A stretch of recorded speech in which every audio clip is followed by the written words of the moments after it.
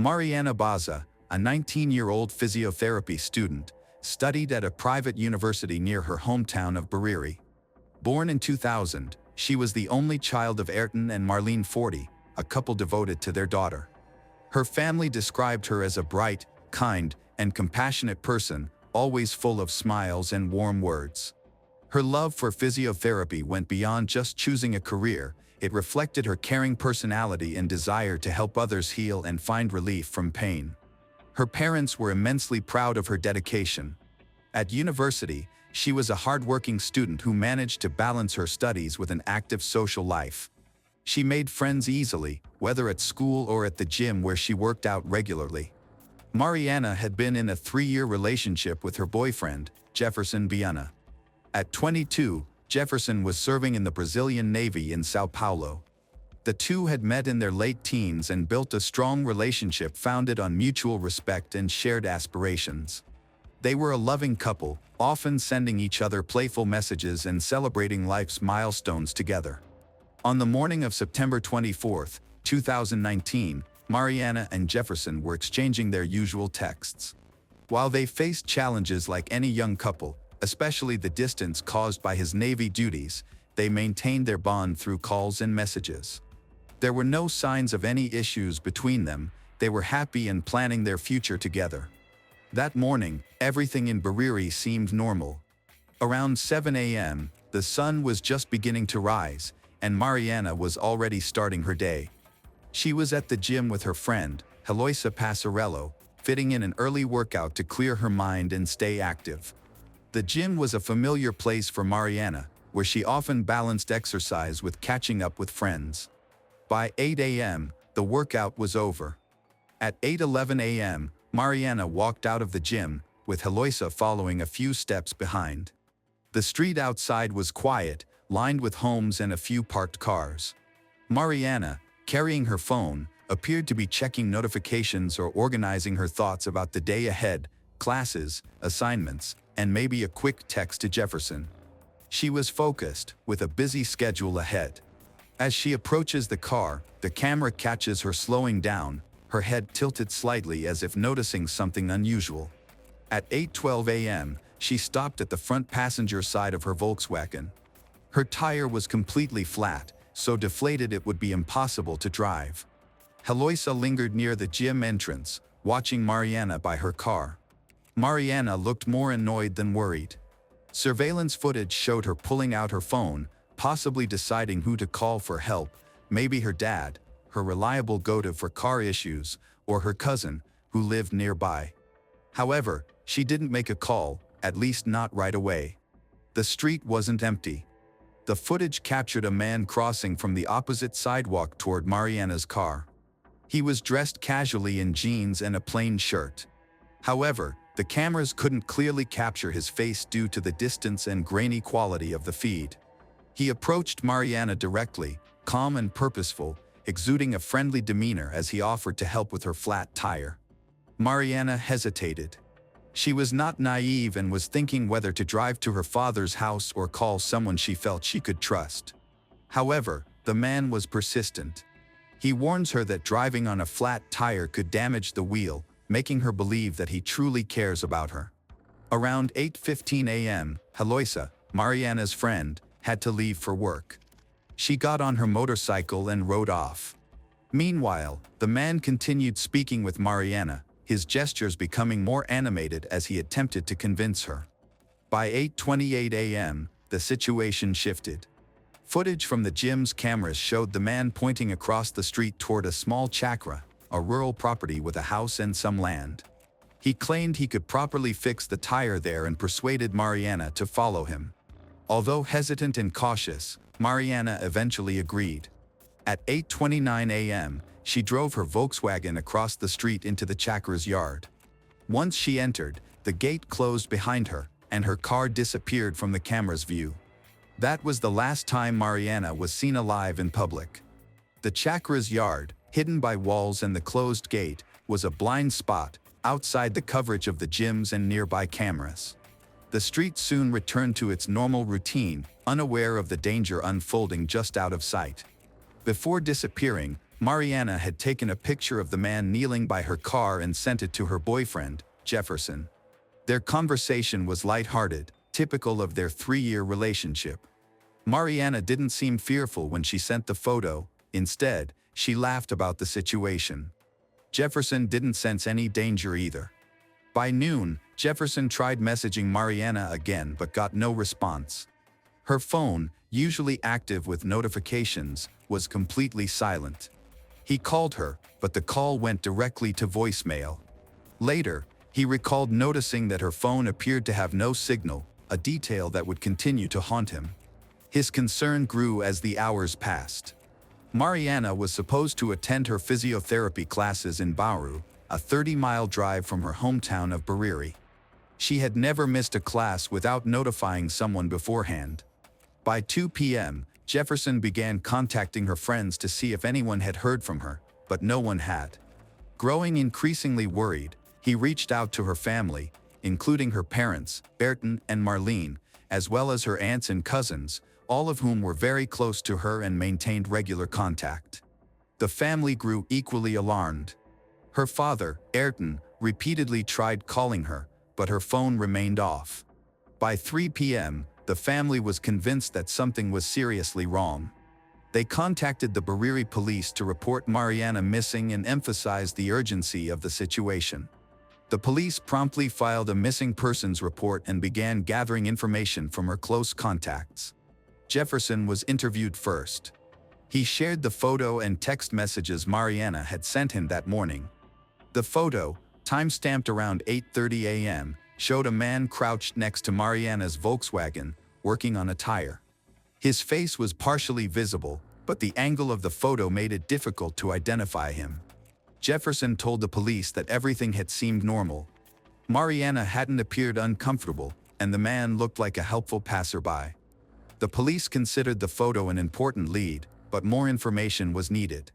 They asked Jefferson if Mariana had any enemies or recent conflicts. He insisted that she was well-liked and had no issues in her personal life, adding that their relationship was happy and stable. His alibi was verified, as he was in Sao Paulo fulfilling his naval duties at the time. His colleagues confirmed his whereabouts. Investigators then spoke to one of Mariana's gym friends, Heloisa, who had been with her earlier that morning. Heloisa confirmed the timeline of the incident. Mariana had finished her workout around 8 a.m., and they chatted briefly before stepping outside together. It was then that Mariana noticed the flat tire on her car. A man approached and offered to help her. Heloisa did not recognize the man, but she described him as friendly and non-threatening in appearance. She recalled that Mariana was hesitant at first but eventually let him assist after he pointed out that driving on the flat tire could damage the wheel. She left around 8:15 a.m., assuming everything was fine. Later, when speaking to the police, she expressed deep guilt, wishing she had stayed with Mariana longer. Heloisa's description of the man was vague: average height, casual clothes. However, it matched the person in the photo Mariana had sent to Jefferson. When police asked Heloisa for more information, asking if she had noticed anyone else in the area or anything suspicious, she mentioned only a few people exercising and passers-by, but did not see anything unusual. The busy morning traffic made spotting anything unusual difficult. The police reviewed the gym's CCTV footage, which showed Mariana driving into a nearby property, referred to as the Chakra, at 8:29 a.m. They visited the location, which was owned by a local resident who had hired a handyman, Rodrigo Pereira Alves, to paint it. The owner confirmed that Rodrigo had been there that morning but said he had since disappeared.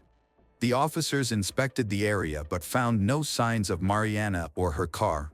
However, another surveillance tape revealed her Volkswagen being driven away an hour later. The footage showed the driver stepping out briefly, and their clothing made it clear the driver was not Mariana. The photo Mariana had sent to Jefferson became critical evidence. Police have secretly launched an investigation into the man in the photo without releasing his identity to avoid exposure. They discovered he had a criminal history, including serious offenses, which raised suspicions. The flat tire, possibly deliberately slashed, suggested a premeditated plan rather than a random event. The police initiated covert surveillance near the suspect's last known location while tracking Mariana's phone. Its last signal came from the gym's area and went offline around 8:36 a.m., likely turned off or destroyed. Knowing her car had been driven away, officers issued an alert to neighboring towns with details about the Volkswagen and the man in the photo, now their primary suspect. The car was last seen heading west toward Itapolis. In response, authorities expanded the search operation, deploying reinforcements, including a helicopter and additional officers. By 5 p.m., word had already spread quickly throughout Bariri. Everyone was talking animatedly, texting, and trying to piece together the details of the event. They were tracking a car and following clues from a photo. Soon, a name surfaced: Rodrigo Pereira Alves. He was a career criminal with a long history of offenses, including robbery, kidnapping, extortion, and attempted robbery. He had served 12 years in prison and had been released just 30 days before Mariana's kidnapping. The photo Mariana had sent matched him, as did footage from nearby CCTV cameras. As the evening progressed, the search intensified. By 8 p.m., the effort was relentless, with helicopters in the air and patrol teams on the ground. At around 9 p.m., the search team located the Volkswagen abandoned in Itapolis, near a sugarcane plantation. The car was immediately secured, and forensic investigators began their work. The vehicle was found with its doors unlocked, keys missing, and interior in disarray.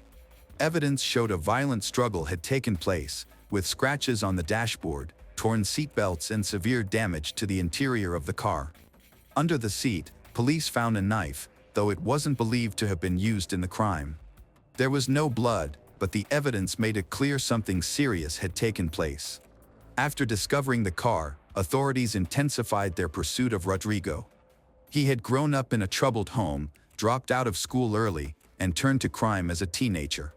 Known as a loner, he worked sporadic jobs in construction and mechanics but had no stable employment. Few people in the community were even aware he was out of prison, as his return had gone unnoticed. Using cell phone tracking, the police discovered that he was hiding at a relative's house. Officers surrounded the area, but Rodrigo, realizing he was trapped, attempted to escape by climbing onto a nearby rooftop. After a tense standoff, he was captured. Disheveled and gaunt, he initially resisted and denied involvement, but the evidence against him, including Mariana's photo, surveillance footage, and tire tracks, was overwhelming. Eventually, he provided information on where Mariana could be found. The search for Mariana led investigators back to the sugarcane plantation where the car had been abandoned. Late the next morning, they made a devastating discovery. Mariana's body was found hidden about a mile from the car, concealed among the dense sugarcane stalks. She was gagged, blindfolded, and her hands were tied behind her back. The scene was heartbreaking. An autopsy performed revealed that her cause of death was strangulation. Her injuries were severe: bruises on her arms and legs, scratches on her face, and broken fingernails, all indicating she had fought desperately against her attacker. The autopsy also investigated the possibility of abuse, though the results remain inconclusive, as further testing was required. No stab wounds or gunshot injuries were found, ruling out the knife discovered in the car as a weapon. The coroner estimated that she had died within hours of her disappearance, likely between 8 a.m. and noon on September 24th. The presence of the bindings and gag indicated that she had been restrained before her death, suggesting a deliberate and brutal act. Rodrigo was charged with kidnapping, abuse, robbery, and murder as prosecutors built their case using physical evidence and his prior criminal record. The prosecution argued that he had used the pretense of offering help to gain Mariana's trust, overpowering her in the yard of the property. Investigators noted a clear pattern of impulsive and predatory behavior, consistent with his criminal past. But why was Rodrigo even in Bariri? It turned out he had obtained the job through a friend, claiming that it was part of a fresh start. Rodrigo admitted to luring Mariana to the chakra, stating that the incident happened on a whim. He claimed to have hitched a ride with her car after fixing her tire, then took her into his house and panicked when she tried to leave. However, investigators dismissed his claims of panic, labeling the act as cold and calculated. In early 2021, more than a year after Mariana was murdered on September 24, 2019, the trial of Rodrigo began at the Judicial Center near Bariri. The courtroom was filled with family, friends, locals, and media outlets, all focused on Rodrigo, a 39-year-old defendant who sat expressionless in the dock. The prosecution, led by experienced attorneys, aimed to prove that Rodrigo was a calculated predator. They presented critical evidence, including CCTV footage from the gym and a photo Mariana had sent to her boyfriend. The prosecution highlighted key points in their case. One piece of evidence was the flat tire on Mariana's car, believed to have been deliberately slashed, which, they argued, demonstrated premeditation. They painted Rodrigo as someone who targeted Mariana, manipulated her trust, and meticulously planned her abduction and murder. His criminal history became a focal point: 12 years in prison for kidnapping and attempted murder, having only recently been released before the crime occurred. The autopsy report was damning, describing strangulation, bruises, and defensive wounds that all suggested a violent struggle. The prosecution argued that Mariana was likely strangled with her own shirt during the attack. The defense faced a challenging case and employed strategies to cast doubt and downplay the prosecution's arguments. They highlighted gaps in the forensic evidence, emphasizing the absence of blood or DNA to conclusively prove abuse. They also claimed the knife found in the car could belong to anyone. Despite their efforts, it was clear the odds were against them. Mariana's family, including her parents, Ayrton and Marlene, as well as other relatives, attended all of the court proceedings, their grief evident on their faces. The prosecution called them as witnesses to testify about Mariana's character, portraying her vibrancy and the profound loss her death had caused. Marlene, her mother, described her daughter as their everything, highlighting that she was always smiling and always helping others. Jefferson, Mariana's boyfriend, also testified, tearfully recalling their last messages and the haunting photo she had sent him. He confessed emotionally to the court that he would never forgive himself for not realizing that she was in danger. The prosecution used the testimony to emphasize the manipulation and betrayal of trust that Rodrigo had committed against Mariana, a point that the jury had to consider. Another surveillance video captured Rodrigo leaning against Mariana's car before she left the gym, further supporting the claim that he had intentionally sabotaged her vehicle to trap her. Rodrigo's defense team did not contest his presence at the crime scene, that was undeniable. Instead, they focused on portraying him as mentally unstable, arguing that his 12 years in prison had left him impulsive and erratic, rather than a calculated killer. They did not deny the crime itself but tried to reduce its severity, aiming for a conviction of manslaughter rather than femicide to lessen his sentence. In March 2021, the court delivered its verdict.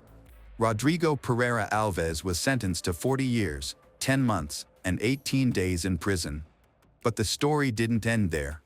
Mariana's mother, Marlene, who had become a vocal advocate for preserving her daughter's memory, passed away in February 2022 at the age of 51. On September 23, 2024, just one day before the 5th anniversary of Mariana's murder, Rodrigo died from an unspecified illness in the intensive care unit of Botacata Hospital. While it was reported that he suffered from a chronic disease, details of his exact cause of death were not disclosed by the prison or the hospital. Laura Peacher, 28, was last seen on October 16, 2018, dining at a bar in Sebring.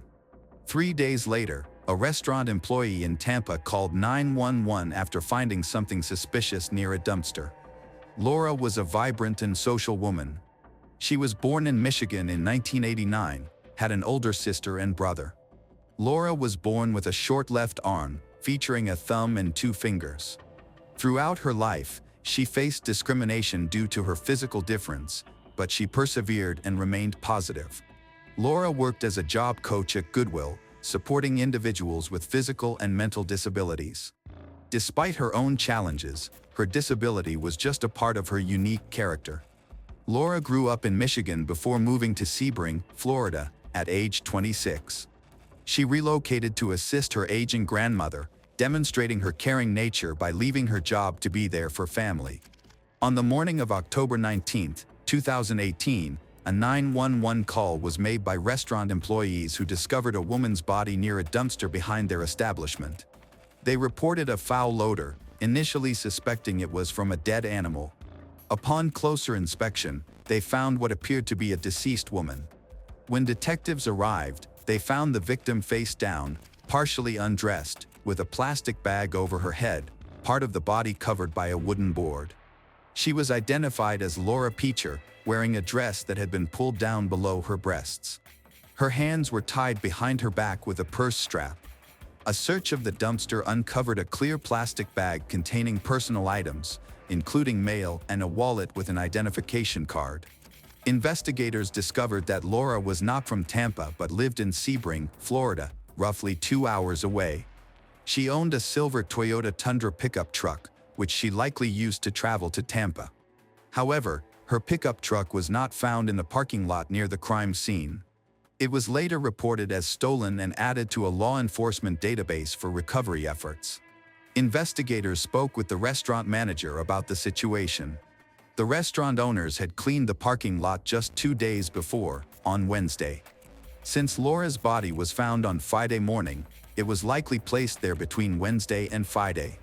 The medical examiner conducted an autopsy and discovered clear marks on Laura's neck, suggesting she had been strangled with a thin, rope-like object. Additional signs on her body indicated that she had been on the ground for an extended period, with noticeable discoloration of her skin.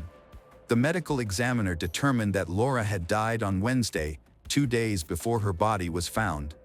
Meanwhile, 1,200 miles away in Michigan, police informed Laura's family about her death. Her parents were devastated and made a 20-hour journey from Michigan to Sebring. Meanwhile, her pickup truck was still missing. The investigators knew they needed to piece together the timeline of Laura's final hours to solve the case. They aimed to uncover why Laura had traveled from Sebring to Tampa, who she had met, and the whereabouts of her pickup truck. Detectives first examined Laura's cell phone records. They found that on Wednesday, between 1 a.m. and 5 a.m., she received calls but stopped answering her phone, indicating something had gone wrong. The records also revealed that she made 2 calls that morning to a man. Laura's friends identified him as her boyfriend, making him the first potential suspect. Detectives wanted to speak with he to determine when he last saw Laura and whether there were any issues in their relationship. Before they could locate Laura's boyfriend, police received a tip that Laura's pickup was seen outside a convenience store in Tampa. Detectives rushed to the store, located 3 miles from where Laura's body was found. Upon arrival, they discovered that the pickup truck was no longer there. However, both the exterior and interior of the store were equipped with surveillance cameras. The detectives hoped these would provide critical information. After reviewing the camera footage, investigators saw a pickup truck arrive and park at the store. Although they attempted to zoom in for better clarity, the video quality was poor, preventing them from identifying the driver. Once parked, a man got out of the passenger seat, indicating that there were at least 2 people in the vehicle. This man seemed aware of the cameras, as he kept his head down and wore a baseball cap. He entered the store, but again, the video quality made it impossible to see his face. The man tried to steal some beer, but store employees stopped him. After leaving the store, he returned to the pickup and sat in the passenger seat, while the driver remained in the vehicle and was not visible on the cameras. About an hour later, patrol officers found Laura's pickup truck parked on the road, showing signs of a minor accident. The same man seen in the surveillance footage was sitting in the passenger seat. Upon his arrest, he identified himself as Calvin Gary. He was on probation and wearing an ankle monitor. There was no one in the driver's seat of the pickup truck, only a pair of abandoned shoes, suggesting that the driver had run away. Laura's pickup was sent to forensics for a detailed search for any evidence while detectives began interviewing Calvin. He claimed he had obtained the truck from a man known as Hot. Calvin stated that Hot had recently arrived in the neighborhood and that they had plans to steal beer from a convenience store. When detectives asked Calvin if he knew how Hot acquired the pickup, he said he did not know. He maintained that he had no information about Laura or what had happened to her. Calvin described Hot as a relatively short African-American male. He also provided detectives with Hot's location, guiding them to a specific address.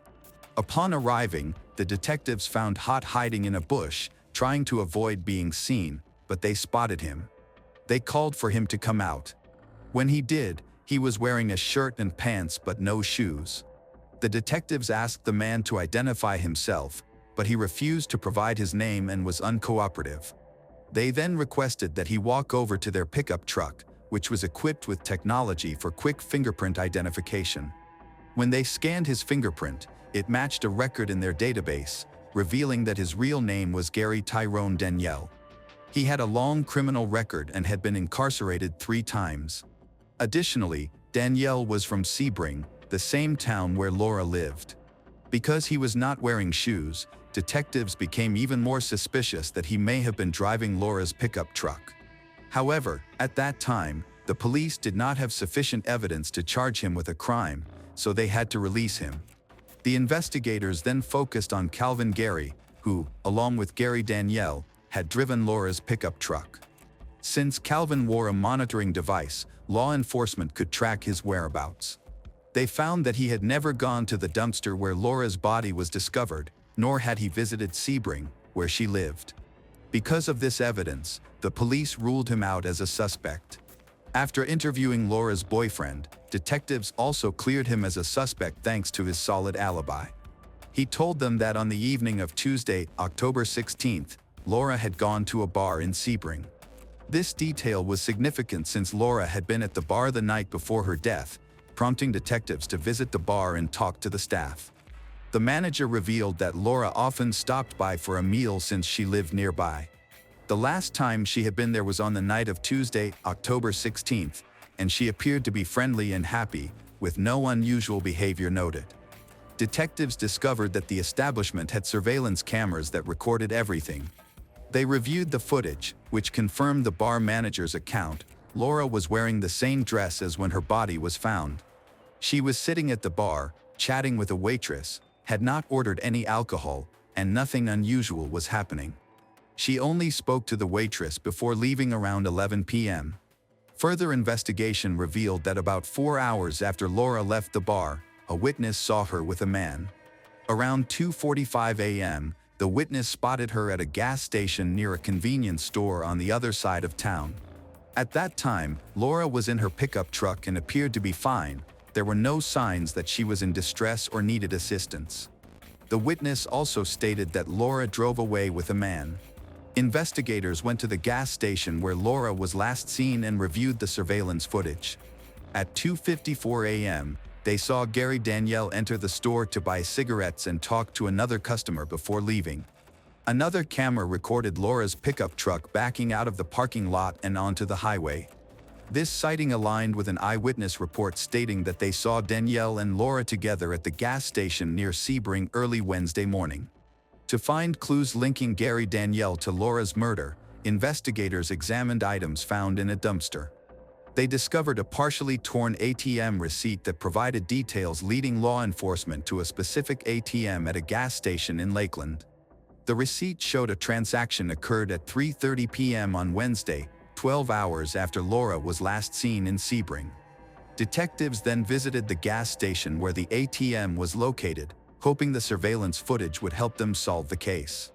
After reviewing the footage, investigators located Laura's pickup truck, but they couldn't identify who was inside. Luckily, there were several cameras, and after the truck was parked, they captured Gary Danielle getting out and walking to the store.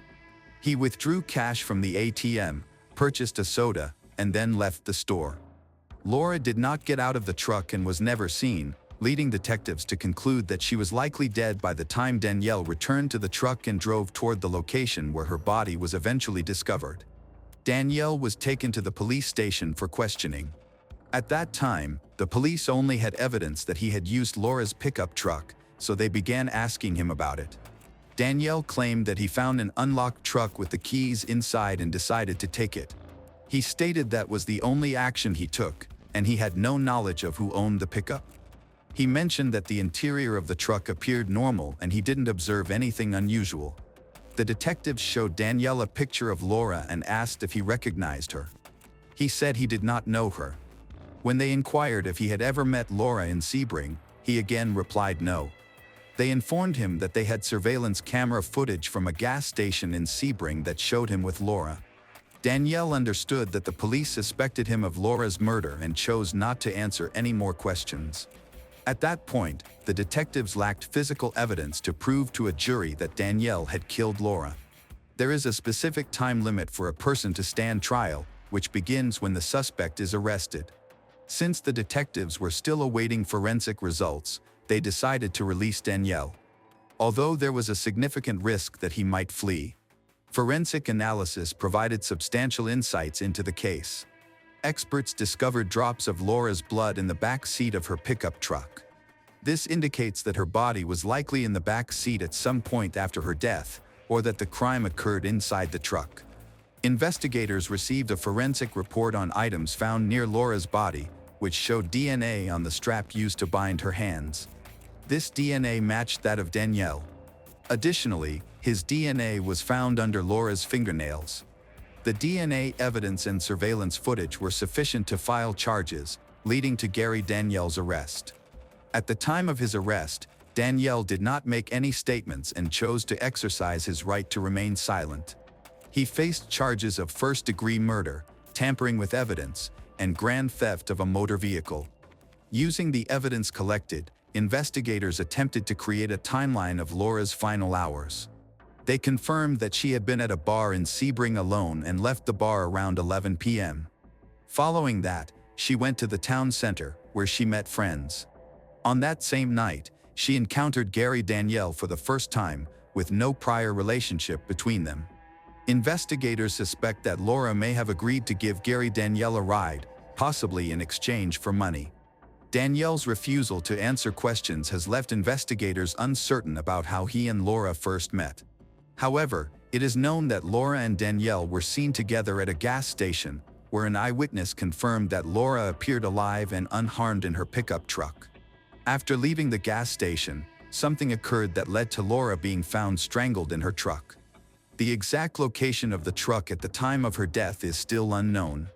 12 hours after the last sighting of Laura's truck in Sebring, surveillance cameras captured it at a gas station 25 miles outside of Tampa.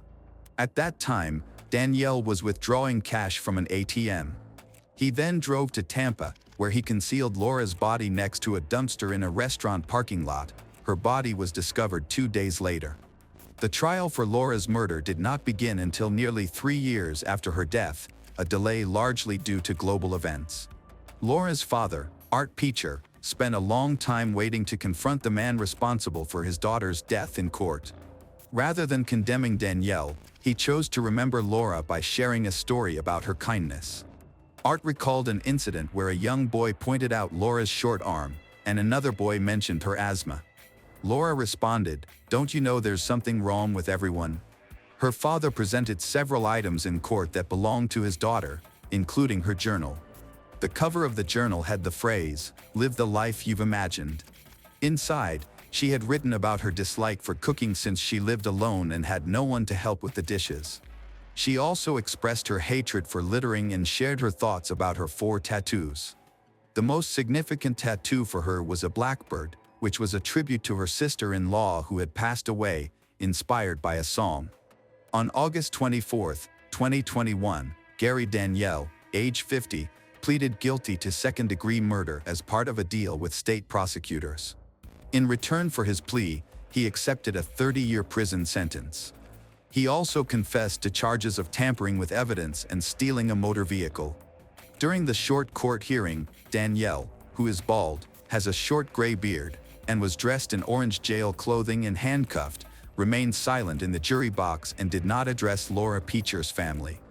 While the guilty plea concluded the legal proceedings, it left many questions unanswered, such as the reasons behind Laura's murder and how she came to be in contact with Danielle. Welcome back, detectives. Let's dive into another horrible case. The case of Kathleen Shepard. Kathleen Shepard and her friend Detsy Hughes grew up across the street from each other in the small town of Dayton, Iowa, which has a population of less than 1,000 people. In this quiet town, everyone knows one another. Kathleen was 3 years older than Detsy. In 2013, she was 15, while Detsy was 12. Despite the age difference, they were best friends and did everything together, often walking home from the school bus stop. At approximately 4 p.m. on May 20, 2013, after being dropped off by the bus, they noticed that a red pickup truck was following them.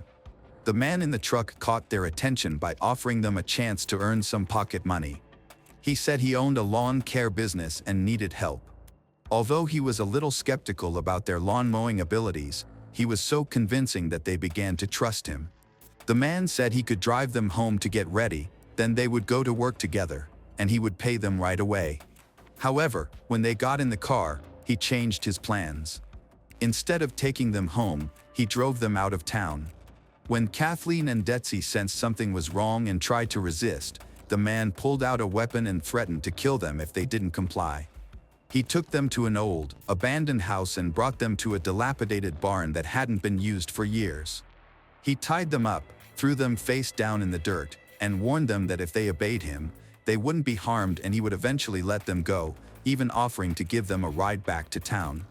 At that moment, Detsy realized something was very wrong.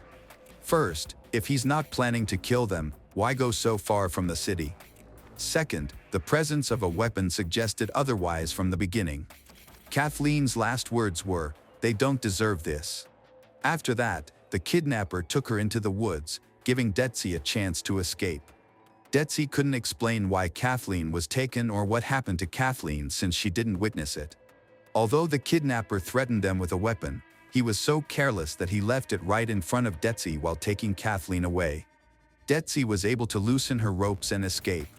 While fleeing, she grabbed a weapon for protection in case he tried to catch her. Scared, she navigated through the forest, avoiding thorny roots, and then followed a dirt road in search of help. There were no people around. Despite her injuries, Detsy did not give in to the pain. She felt as though the kidnapper was still pursuing her and that escape was impossible. In her desperate situation, she called out for help, and people nearby brought her to the police. Detsy was terrified. During her escape, she had lost her shoes and sustained several cuts on her legs and feet, which were bloody but not life-threatening. While her physical injuries healed quickly, the emotional scars lingered. Although she received rehabilitation, she still struggles with the psychological effects from the traumatic experience. Detsy provided a detailed description of the kidnapper and his car, giving detectives a solid chance of locating him before he could harm anyone else. Later that evening, around 8 p.m., a body was discovered in the countryside, near the area where Detsy was rescued, at a country estate northeast of Dayton, Iowa. The deceased was identified as 42-year-old Michael Klunder, who Detsy later recognized as her kidnapper. Interestingly, the cause of his death was not revealed for some time. The situation was confusing because Michael did not leave any suicide notes, and there were no clues about where to search for Kathleen. The police had to conduct the search for her without clear leads.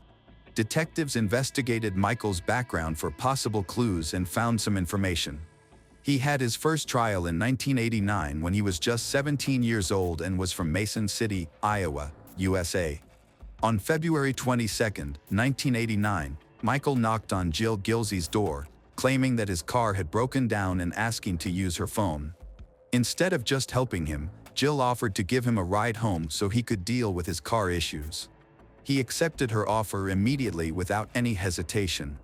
As soon as Jill opened the door, he attacked her, knocking her down, hitting her several times, and trying to strangle her with his bare hands. Despite the brutal attack and severe bruising on her neck, Jill fought back and, with the last of her strength, pushed him away. She was determined to seek justice for this horrific incident. Michael faced charges for second-degree burglary and assault with intent to cause serious injury, both of which were aggravated offenses. However, after his arrest, a judge decided to set a bail amount that was below the maximum for those charges, allowing him the potential to be released. This leniency angered Jill and others, as it seemed the judge underestimated the severity of his actions. Fortunately, Michael could not afford the bail, so he remained in custody. Michael remains in custody, awaiting his sentencing hearing. Jill and many others who know Michael believe he is not receiving the punishment he deserves, which worries them. During the preliminary hearing, a decision was made regarding whether Michael, the 17-year-old, should be tried as an adult or as a juvenile. The juvenile judge chose to recuse himself because Michael Klunder displayed alarming behavior from the start. He had a history of being problematic and aggressive, particularly toward girls. In November of that year, Michael enticed a classmate into the school restroom. He threatened her with a weapon and demanded that she take off her shirt, but the girl resisted and tried to escape from him. In response, he struck her on the head with a metal object and physically assaulted her. This resulted in serious injuries, and the girl spent about a week recovering in the hospital. By February 1989, it was reported that Michael had been released after fulfilling all court orders following the incident with the girl in the restroom. Michael returned to live with his father and stepmother in Mason City. However, he soon began to have aggressive outbursts. Shortly after, he attacked a girl named Jill and was arrested. While in custody, officials advised against allowing him to interact with older inmates due to concerns that he might either act aggressively or be bullied because of the charges against him. However, his skills as a liar and manipulator posed a risk of negatively influencing other young offenders. Facing serious charges, he could be sentenced to up to 12 years in prison and fined up to $15,000. If he had been tried as a minor, he would have faced a maximum of 7 years. This situation provided his lawyer with both a clear goal and leverage. On March 30th, Michael pleaded guilty to attempted burglary and attempted assault with intent to cause serious harm. Just 5 weeks before his 18th birthday, he learned his sentence. Michael was taken to the mental health center in Cherokee for a psychiatric evaluation. While imprisoned, he was sentenced to 5 years for attacking Jill. He spent his 18th birthday in prison and received an additional 2 years for robbery. However, these sentences were to run concurrently, meaning he would still be released after 5 years. This news troubled Jill, but there was nothing she could do about it. The court had decided that extending his sentence would be inhumane, likely hoping he could be rehabilitated despite being a potentially dangerous criminal. Despite the short sentence, Michael's lawyers sought to have it reduced. Their main argument was that he was still a minor, even though he was tried as an adult.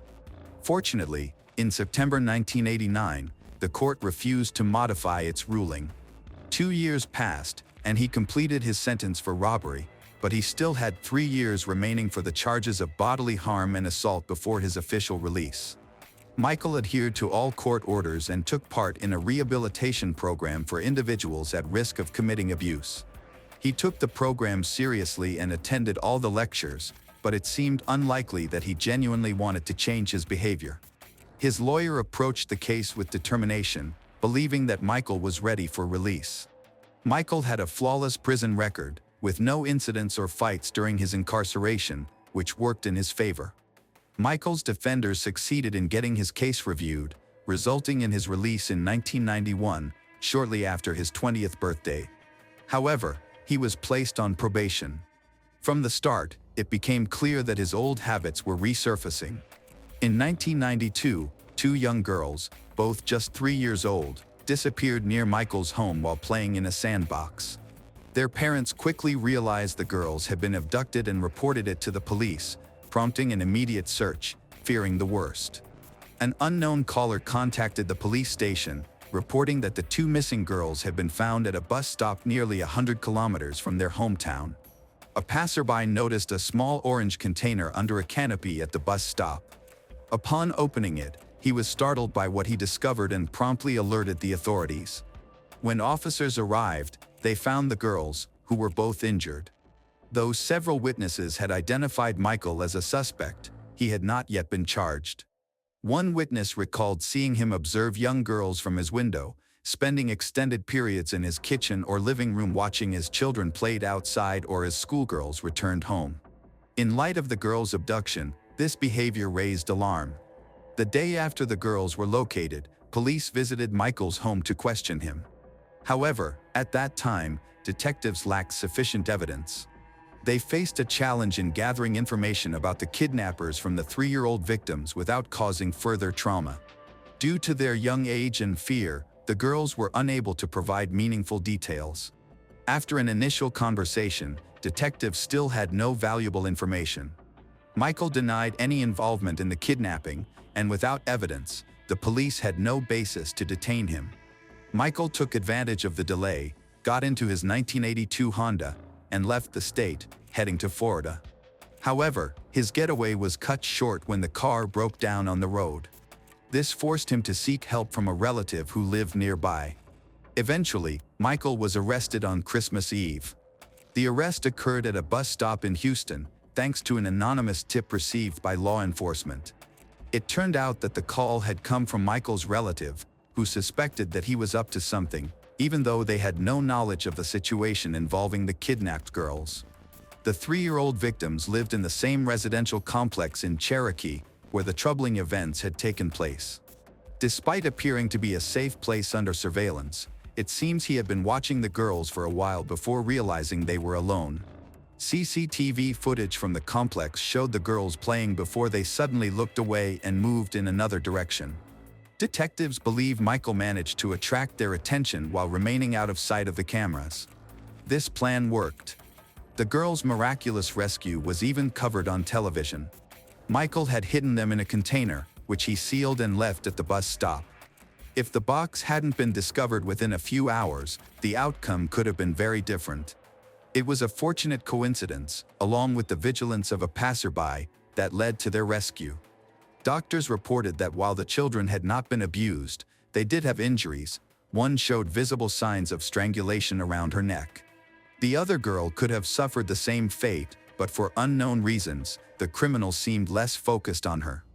In a frightened, fragmented manner, the girl described how a large man had grabbed her neck, making it hard for her to breathe. Fortunately, something caused him to stop. This miraculous rescue also helped police gather crucial information. Initially, the girls were too scared to talk freely to detectives, but over time, they revealed that the criminal had attempted to strangle both of them when he took them away to a remote location. Witnesses had a clear memory of the attacker and provided a description that closely resembled Michael Klunder. Following this, he was arrested and charged with kidnapping and harming children. In Iowa, kidnapping can result in a life sentence, and his previous criminal history raised concerns. Michael was genuinely shocked when detectives returned to his home to read him his rights. During the hearing, his lawyer argued for a lighter sentence. Michael was convicted of third-degree kidnapping, but the assault charge was reduced since no one died in the incident and the choking was considered less severe. He received a 2-year sentence for causing bodily harm and a 10-year sentence for each count of third-degree kidnapping. The jury reached their verdict quickly. By the time he was incarcerated, another crime had been solved just 5 months later, revealing that he had also been involved in other kidnapping incidents that he had not disclosed. Fortunately, those incidents did not lead to any fatalities. Ultimately, the court sentenced him to over 30 years in prison, to be served consecutively, with no possibility of parole. His lawyer continued to argue that instead of prison, Michael needed rehabilitation and support for reintegration into society. There was some merit to this argument, as Michael's behavior during his first arrest was concerning. He appeared detached and indifferent when speaking with police. After Michael confessed, he was asked why he felt it was necessary to kidnap his victims.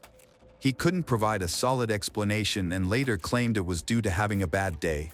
It's unclear what behaviors might lead to leniency in prison, but Michael was released in 2011 after serving only 20 years. However, this was followed by another probation period, which he failed to complete. Before he could fully adjust to being free, he began to act out again, leading to a more tragic outcome. This time, Michael kidnapped Kathleen and Detsy. Detsy was rescued by accident, but the search for Kathleen continues. This incident increased the total number of confirmed victims of Michael to 7, most of whom were minors. However, the actual number could be greater.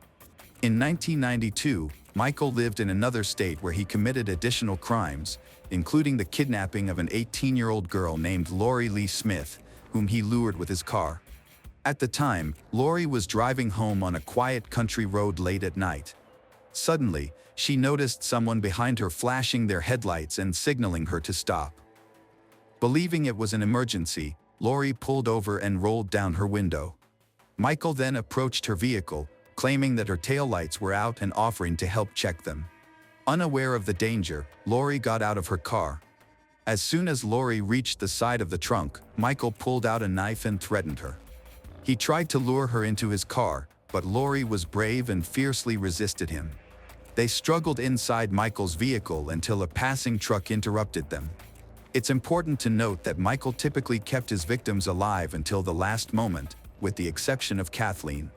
After Michael was released in 2011 and before he kidnapped Kathleen and Detsy in 2013, there was a significant period during which his actions went unaccounted for. This gap raised concerns and warranted further investigation to determine if there were other victims or crimes that had not yet been discovered. During this time, Michael had plenty of opportunities to commit more crimes, and there were few signs that he intended to change his ways. It was believed that he could have committed many similar offenses, some of which might have resulted in deaths. His victims were often saved by sheer luck or unexpected circumstances. There could be other unresolved kidnappings and murders linked to him.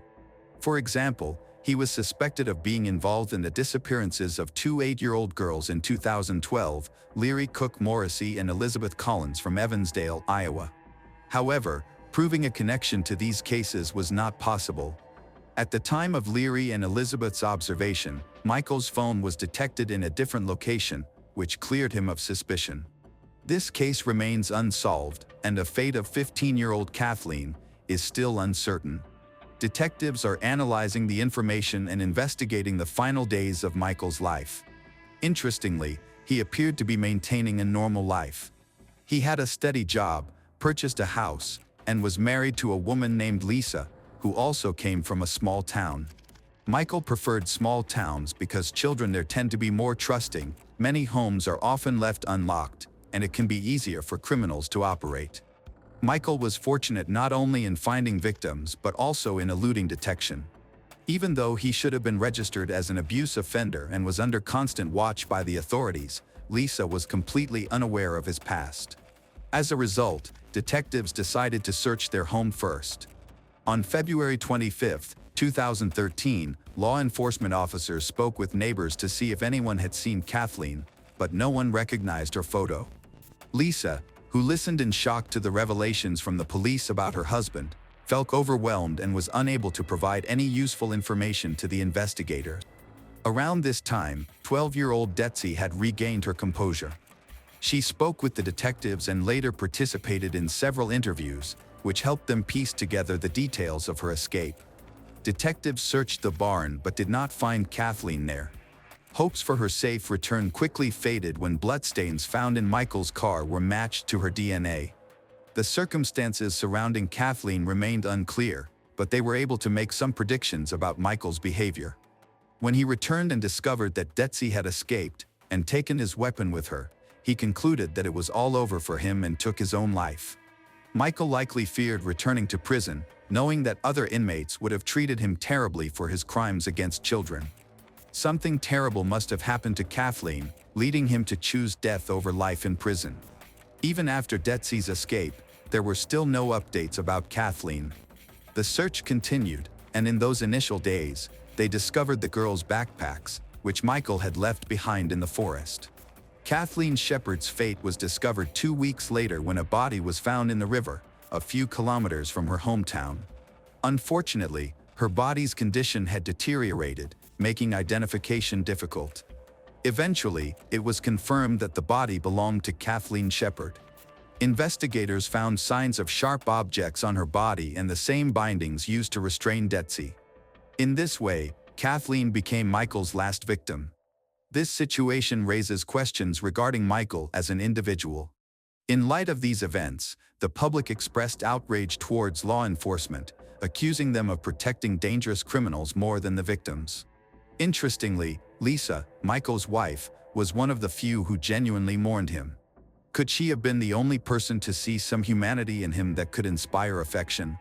Or was her seeming affection a result of her husband's manipulative behavior? At one time, New Albany, a suburb of Louisville, was one of Indiana's most thriving communities. Situated along the banks of the Ohio River, it was known for its peaceful atmosphere, low crime rate, and vibrant nightlife.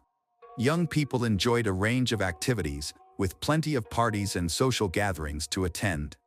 When Robin moved to New Albany, she quickly made friends thanks to her outgoing nature. She aimed to get an education and planned to marry soon. In the first few months after her arrival, Robin dated a boy named Christopher Baxter. This was her first serious relationship. She had barely dated anyone during high school and was not particularly nervous. Instead, she was focused on getting into college.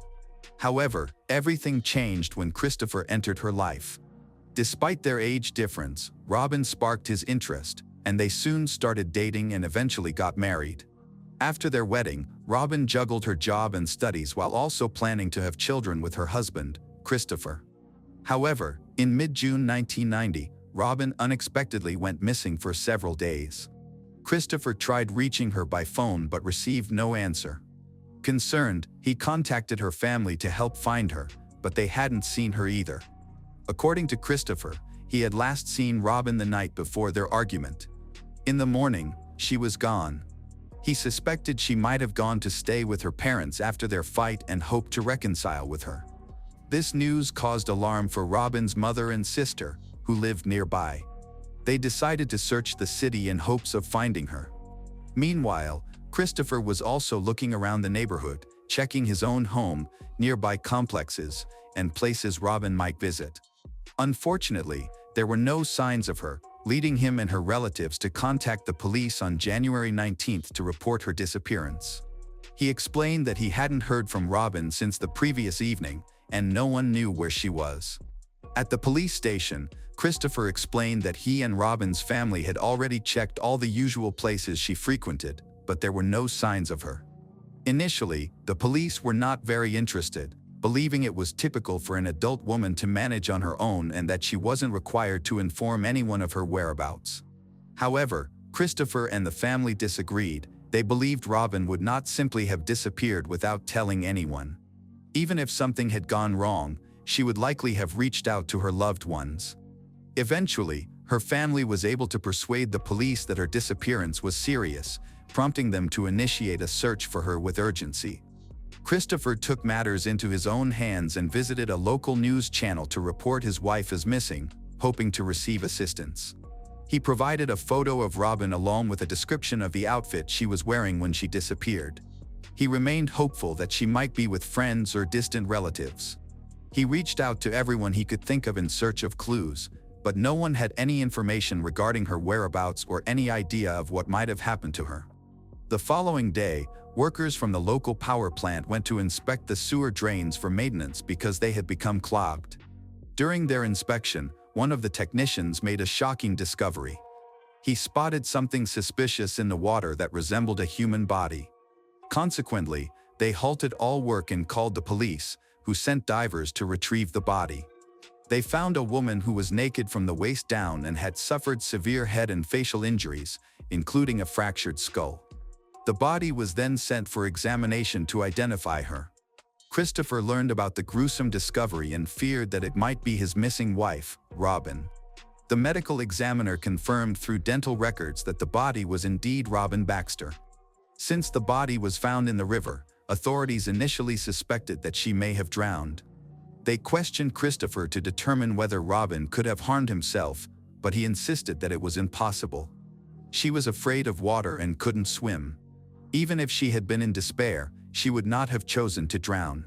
Christopher was convinced that Robin had been murdered and her body disposed of in the water. During an appearance on a news channel, he expressed these suspicions and vowed that whoever killed his wife would face justice. He quickly went to inform Robin's family of the tragic news, which left everyone in shock and fear over the situation. The condition of the body suggested that Robin may have been assaulted and might have fought back, resulting in her death. This was a devastating blow to the entire family. None of them expected such a cruel twist of fate. Robin did not seem like someone who would meet such a tragic end. The medical examiner found multiple blunt force injuries on Robin's head and face. The cause of death was identified as a traumatic brain injury resulting from a heavy blow to the back of the head, which led to internal bleeding. It was clear that she had been brutally beaten before her body was thrown into the river. The medical examiner noted that she was already dead when her body was placed in the water, as there was no water found in her lungs. The detectives ruled out the possibility that she had harmed herself, concluding that this was clearly a murder, likely staged to resemble abuse in order to mislead the investigation. In reconstructing the incident surrounding Robin's disappearance, detectives discovered that she was on her way to a party hosted by three men, Douglas Reed, Stephen Burns, and Rick Herron. They were her friends and neighbors. Multiple witnesses confirmed that Robin attended the party. Each of the three men had minor legal issues in their past, but nothing violent had been reported. They all lived together in one house to share expenses, which seemed suspicious given that Robin went missing right after attending their party. Christopher was familiar with these men and harbored feelings of distrust toward them, believing they posed a danger. He openly accused them of being involved in Robin's disappearance and even visited their home to confront them, but they denied any wrongdoing. Detectives conducted interviews with Douglas, Stephen, and Rick separately. Each man recounted the same story, corroborating one another's alibis and confirming that Robin had indeed come to the party that evening. They insisted there were no conflicts and that she was simply enjoying herself. After 8 p.m., they claimed she left, and they had no knowledge of what happened next. Their consistent stories made the detectives suspicious, as they gave identical statements without any confusion, even though the detectives tried to make them make mistakes. However, the police did not have enough evidence to charge them, leading to their release, although they remained suspects. Then, Douglas, Stephen, and Rick guided the detectives toward a new direction for the investigation.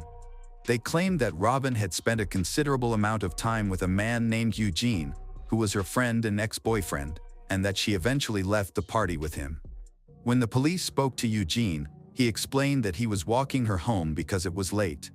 However, this raised the question of whether something more sinister was happening.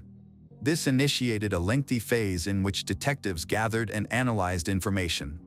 As public concern grew about a potentially dangerous criminal in New Albany, many residents felt unsafe. The motive behind Robin's disappearance remained unclear, and there were no solid leads in the case, which caused fear within the community about the possibility of new victims. Amid this uncertainty, various rumors spread. Many locals speculated that Robin might have been involved in an affair. This suspicion made Christopher very anxious. He could not accept that his wife might be living a double life and insisted that he was unaware of any romantic relationships she might have had. He had always regarded her as an honorable person, not one to be unfaithful. With talk of infidelity circulating, multiple witnesses informed the police that Robin might have had an affair with Eugene, the same person she left the party with. Eugene had been her boyfriend before Christopher, and some believed she might have been seeing him secretly. When police questioned Eugene again, he denied having a serious relationship with Robin, claiming that their past interactions were merely youthful friendships that did not evolve into anything serious. There was no evidence to contradict his claims, which made him seem unlikely to be the attacker, as he appeared to lack a motive. Detectives received a tip from an anonymous informant indicating that on the night Robin disappeared, she was in a car with three men. These men, Rick and Stephen, had reportedly been harassing a woman, who rejected their advances and attempted to escape. Unfortunately, the witness did not see how the situation concluded. During subsequent interrogations at the police station, the men claimed they were with Robin in the car until another man, Eugene, arrived and she left with him. They denied any harassment. The detectives suspected their story was fabricated, as such a coincidence seemed unlikely. Their argument was also unusual. The men claimed they lived together in a serious relationship, which diminished the credibility of the harassment claims. Despite rumors about their non-traditional lifestyle, the detectives found insufficient evidence to charge them. Ultimately, the detectives could not locate any murder weapon or significant evidence. Robin was not abused, and no traces of another person's DNA were found on her body, although it may have been washed away. The investigation stalled, and despite several attempts to reinvestigate using new technologies, no progress was made until 2011. That year, a new police officer transitioned from the patrol division to the criminal investigation department, where his father had worked for 35 years and gained legendary status. Although he did not finish the case, his son was honored to take on this responsibility and was committed to solving it. The new detective delved into Robin's case, determined to seek justice. He reevaluated all the evidence previously gathered. He learned that Robin had disappeared in 1990 and that her body had later been found in the Ohio River, showing signs of severe head trauma from a blunt object. The detective was astonished that this case remained unsolved, noting that multiple suspects had provided each other with alibis that led to their release after the investigation. He began to see that these individuals did not appear to be typical criminals. The detective first asked an important question: why would someone want to harm Robin? Described as a good woman, she was married, had no criminal ties, and led a law-abiding life. Her disappearance and violent death felt completely out of place, especially considering her plans to start a family with her husband, Christopher, and pursue an education. At first glance, it appeared that no one had a reason to commit such a horrific act. However, since it occurred, the police must have overlooked something. The archived documents contained numerous witness names that needed to be revisited. While reviewing the archive, the detective found a potentially significant note indicating that several individuals had not been interviewed during the original investigation. Among these was Charles, Christopher's neighbor, who seemed to have important information. Although the police had attempted to reach him in 1990, they were unsuccessful. He had been instructed to get in touch with the department, but he never did. The detective decided to meet with Charles and also re-interview the original suspects. The first three suspects, Douglas, Rick, and Stephen, had all passed away from illness, which disappointed the investigator. However, further inquiry revealed that none of them had a motive for the murder. They were known to be gay, which made it unlikely for them to commit the crime, and Robin had only shared a friendship with them. This led the detective to consider her ex-boyfriend, Eugene, as a potential suspect. Additionally, as the police examined the case further, they began to focus more on Christopher, Robin's husband, as he could have been involved given the violent nature of the crime. The killer was probably someone who knew Robin well. A conflict, possibly driven by revenge or jealousy, resulted in her cruel death. The detective suspected that Christopher and Eugene might be involved in a love triangle, providing both with potential motives for the murder. There were also rumors that Robin was having an affair. The investigator was trying to establish a connection between one or both suspects and the crime.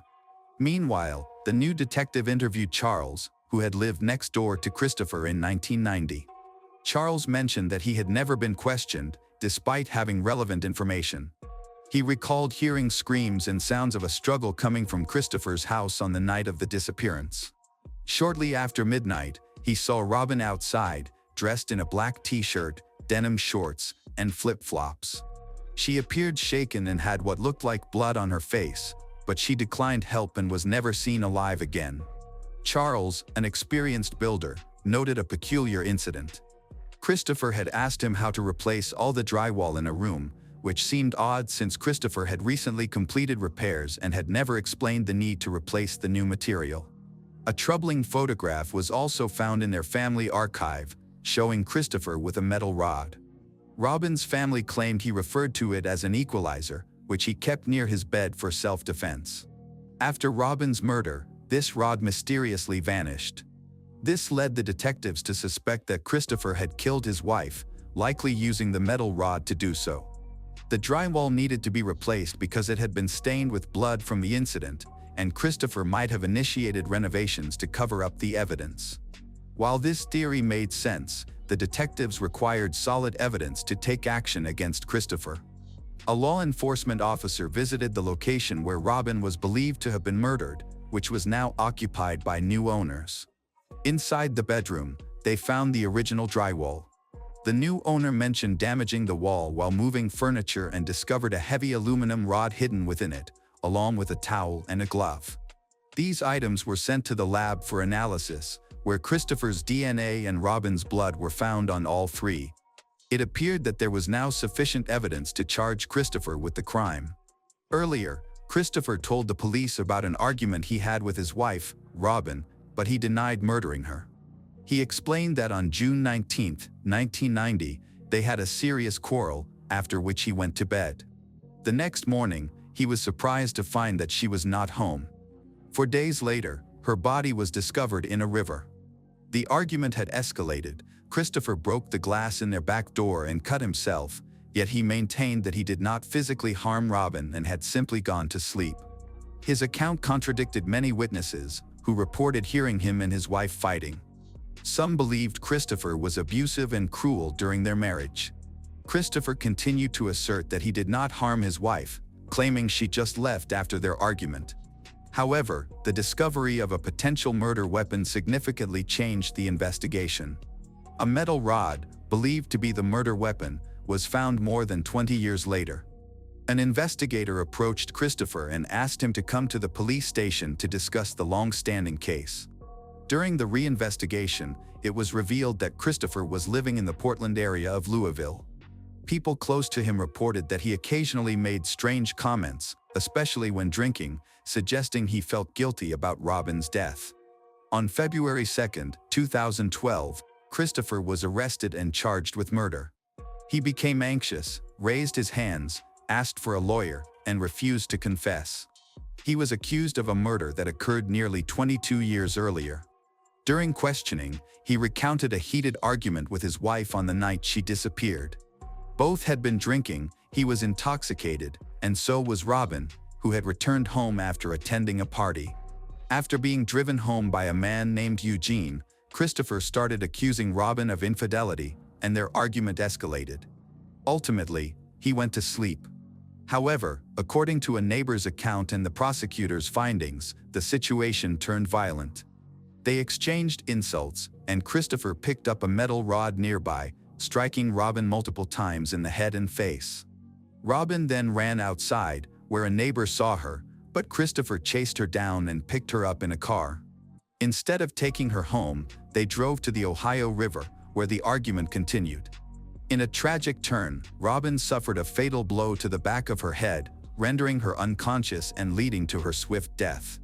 To cover up his crime, Christopher disposed of her body by throwing it into the water from a bridge, removing her pants and underwear to make it appear as if she had been assaulted. As the trial begins, Christopher finally confronts the scrutiny he has long evaded.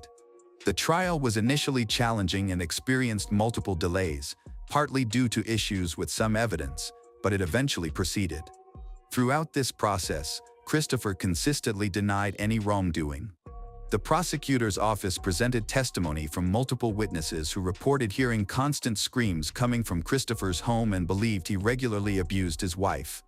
The defense attorney argued that this evidence was fabricated and claimed that authorities were simply trying to resolve a case that had been open for 20 years.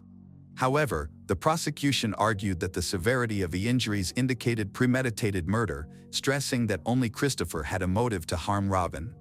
An important piece of evidence for the prosecution is Christopher's testimony regarding that evening. This testimony aligns with the account provided by a neighbor and contains no inconsistencies. He maintained that Robin was killed after she left the house and denied any involvement. Despite the defense's efforts, the jury ruled in favor of the prosecution. Christopher Baxter was sentenced to 55 years in prison, marking a significant victory for the prosecution. The defense attorney continued to fight, submitting several appeals, all of which were denied. After being free for 22 years, Christopher was finally imprisoned. It remains unclear why the police were unable to establish his guilt earlier, likely due to his ability to portray himself as a grieving husband, which made it difficult for others to suspect him. Christopher is eligible for release no earlier than 2039, but according to records, he died from natural causes. At first, building a business together seems ideal. There's trust, less risk of betrayal, and profits stay within the family. However, what happens when a small venture rapidly expands into a multi-million or multi-billion-dollar empire? The case of Andreen was complicated and unsettling. She went missing from her own home, and few believed she was still alive. However, without a body or strong evidence against the suspect, the investigation stalled. Months went by with no progress. The suspect seemed likely to go free. Just when it seemed all hope was lost, a local rancher made a shocking discovery that changed everything. Andreen McDonald, born Anderson, was born on September 23, 1989, in Port Antonio, Portland, Jamaica. Her parents were Jamaicans who immigrated to the United States. She is the second of 3 daughters. Known for her friendly nature, charm, and good looks, Andreen had many friends and received a lot of admiration. While in high school, Andreen formed a close friendship with Andre McDonald. Andre was also born and raised in Jamaica. He was the only child of Mariana and Everton McDonald. His parents eventually separated while Andre was still in school, and his father moved to the United States, where he remarried another woman. In the early 2000s, Andre moved to Florida to live with his father. He attended the International Technical University and earned an engineering degree. Instead of following a career in engineering, he chose to enter the military, signing a contract and serving in the U.S. Armed Forces. Throughout his military service, Andre and Andreen maintained regular contact through calls, messages, and visits whenever he returned to Jamaica to see his mother. Their relationship deepened over time, evolving into a meaningful, long-term partnership, and they realized they couldn't imagine life without each other. After graduating high school, Andreen moved to the United States to be with Andre. About a year later, they had a small wedding with only their closest family and friends. Shortly after their marriage, Andre was transferred from sunny Florida to Lackland Air Force Base in San Antonio, Texas. He quickly began planning for their future, and Andreen enrolled at the University of Texas to pursue a degree in economics. In 2013, they welcomed their daughter. Around the same time, they started a business by opening their first. The assisted living is called Starlight Homes. The venture quickly gained popularity, leading them to open a second facility in another city soon after. Within a few years, their network of assisted living was generating substantial income. While Andre continued his military career and traveled frequently for work, Andreen took charge of managing their multi-million-dollar business's daily operations. They purchased a beautiful home with a pool in an upscale neighborhood in Behar County, owned several luxury vehicles, and planned to expand their business into nearby states. In 2016, after her father's passing, Andreen brought her mother from Jamaica to live with them. Her mother helped around the house and cared for their daughter when both parents were busy. A few years later, they bought her a small, comfortable house nearby and gifted her a personal vehicle. In early 2019, 37-year-old Andre, a major in the U.S. Air Force, chose to move to the reserves. He wanted to stay in San Antonio to spend more time with his family and get more involved in their flourishing business, easing the workload for his wife, Andreen. Their company, which consisted of a network of assisted living facilities, was thriving and had grown across the state to be worth nearly $1 billion. From the outside, the McDonald family seemed to have it all: success, wealth, a bright daughter, and a successful business. However, beneath this facade of prosperity, tensions were starting to rise, issues unknown to most people. On Friday, March 1, 2019, 29-year-old Andreen did not show up for work, and her phone was turned off. This was very unusual for her. Concerned, her assistant and close friend, Carol, reached out multiple times but couldn't get in touch. Eventually, Carol and 2 colleagues decided to visit the McDonald home to check on Andreen. After knocking for a long time without an answer, Carol refused to leave and began walking around the house to investigate. In the backyard, she discovered something troubling: a charred spot with a zipper partially sticking out of the ashes, suggesting someone had been burning clothes. But who would do such a thing, and why? Nothing else appeared suspicious from the outside. When Carol pulled on the back door and found it unlocked, she stepped inside cautiously. She called out for Andreen and Andre but got no response. The house was eerily quiet, as if they had just stepped out. In the bathroom, she spotted odd streaks on the light switch that appeared to be dried blood, along with dark stains on the floor that raised alarm bells. Carol recorded her observations on her phone and contacted the local authorities to report her findings. Officers arrived quickly and began searching the home. Their discoveries heightened the concerns. The carpet in the master bedroom had been scrubbed with a strong industrial cleaner, leaving a lingering chemical smell. There were faint blood spots on the floor and a smear on the doorframe. Detectives thought this could be the scene of a serious crime, but the minimal blood left some hope that Andreen might be alive.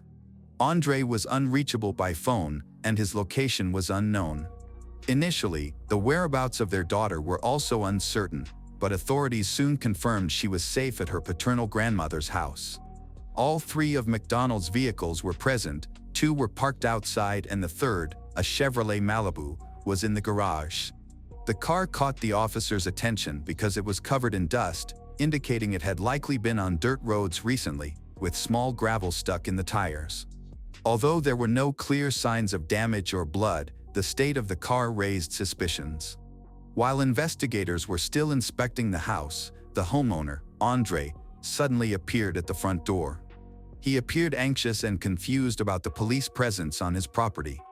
When questioned about his whereabouts and what had happened, Andre stated that he had spent the night looking for his wife. He mentioned several hospitals he had visited to check if Andreen had been admitted. A follow-up confirmed that Andre had indeed gone to those hospitals.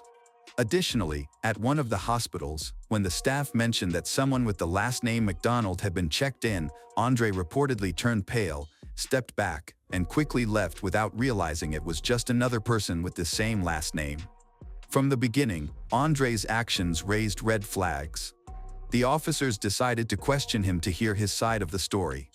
Andre explained that he and Andreen had a domestic argument, so he left the house to calm down. When he came back, she was not there. He mentioned that he tried calling her multiple times, and when she didn't answer, he took their daughter to his mother's house and kept looking for Andreen. It was hard to track his movements because his phone had been turned off since the night before and stayed off until he returned. When the officers asked why his phone was off, Andre changed his demeanor and said he wouldn't answer any more questions without a lawyer. At that point, investigators realized something was off. However, without strong evidence, they had to release him after the first interview. He was given a travel restriction order and placed under discreet surveillance at his home. It was later revealed that on the same day Andreen went missing, he had made several concerning purchases at different hardware stores. He paid in cash for items such as a shovel, large heavy-duty trash bags, a small hatchet, work gloves, duct tape, and fire starter fluid. Andre seemed to be trying to leave no trace by keeping his phone off and not using a credit card. Nevertheless, law enforcement tracked him down using security camera footage from those stores. Meanwhile, forensic testing confirmed that the blood found at the home belonged to Andreen. As suspicions intensified, the police decided to detain Andre for further questioning and obtained a warrant to conduct a comprehensive search of his home, including the seizure and examination of all digital devices. During a brief period when he went missing, Andre returned home but left almost immediately, unaware that officers were tracking him. He stopped at a gun shop, where he bought a large-caliber handgun and a substantial amount of ammunition, paying in cash.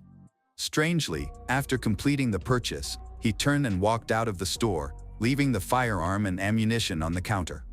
His demeanor appeared disconnected, his eyes were vacant, and his movements erratic, suggesting a loss of touch with reality. However, experienced officers suspected this behavior was an act, possibly a prelude to a future defense claiming mental instability. Andre was arrested as he exited the store, and he did not resist.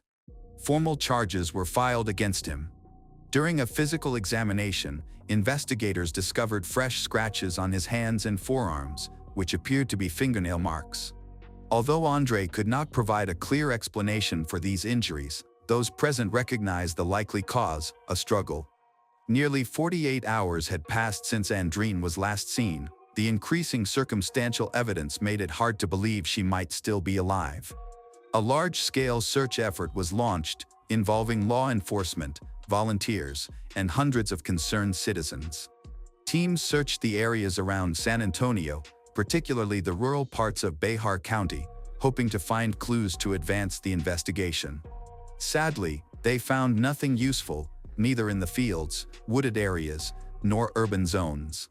Even a thorough examination of the digital devices taken from the home, including a phone and tablet, did not produce any promising leads.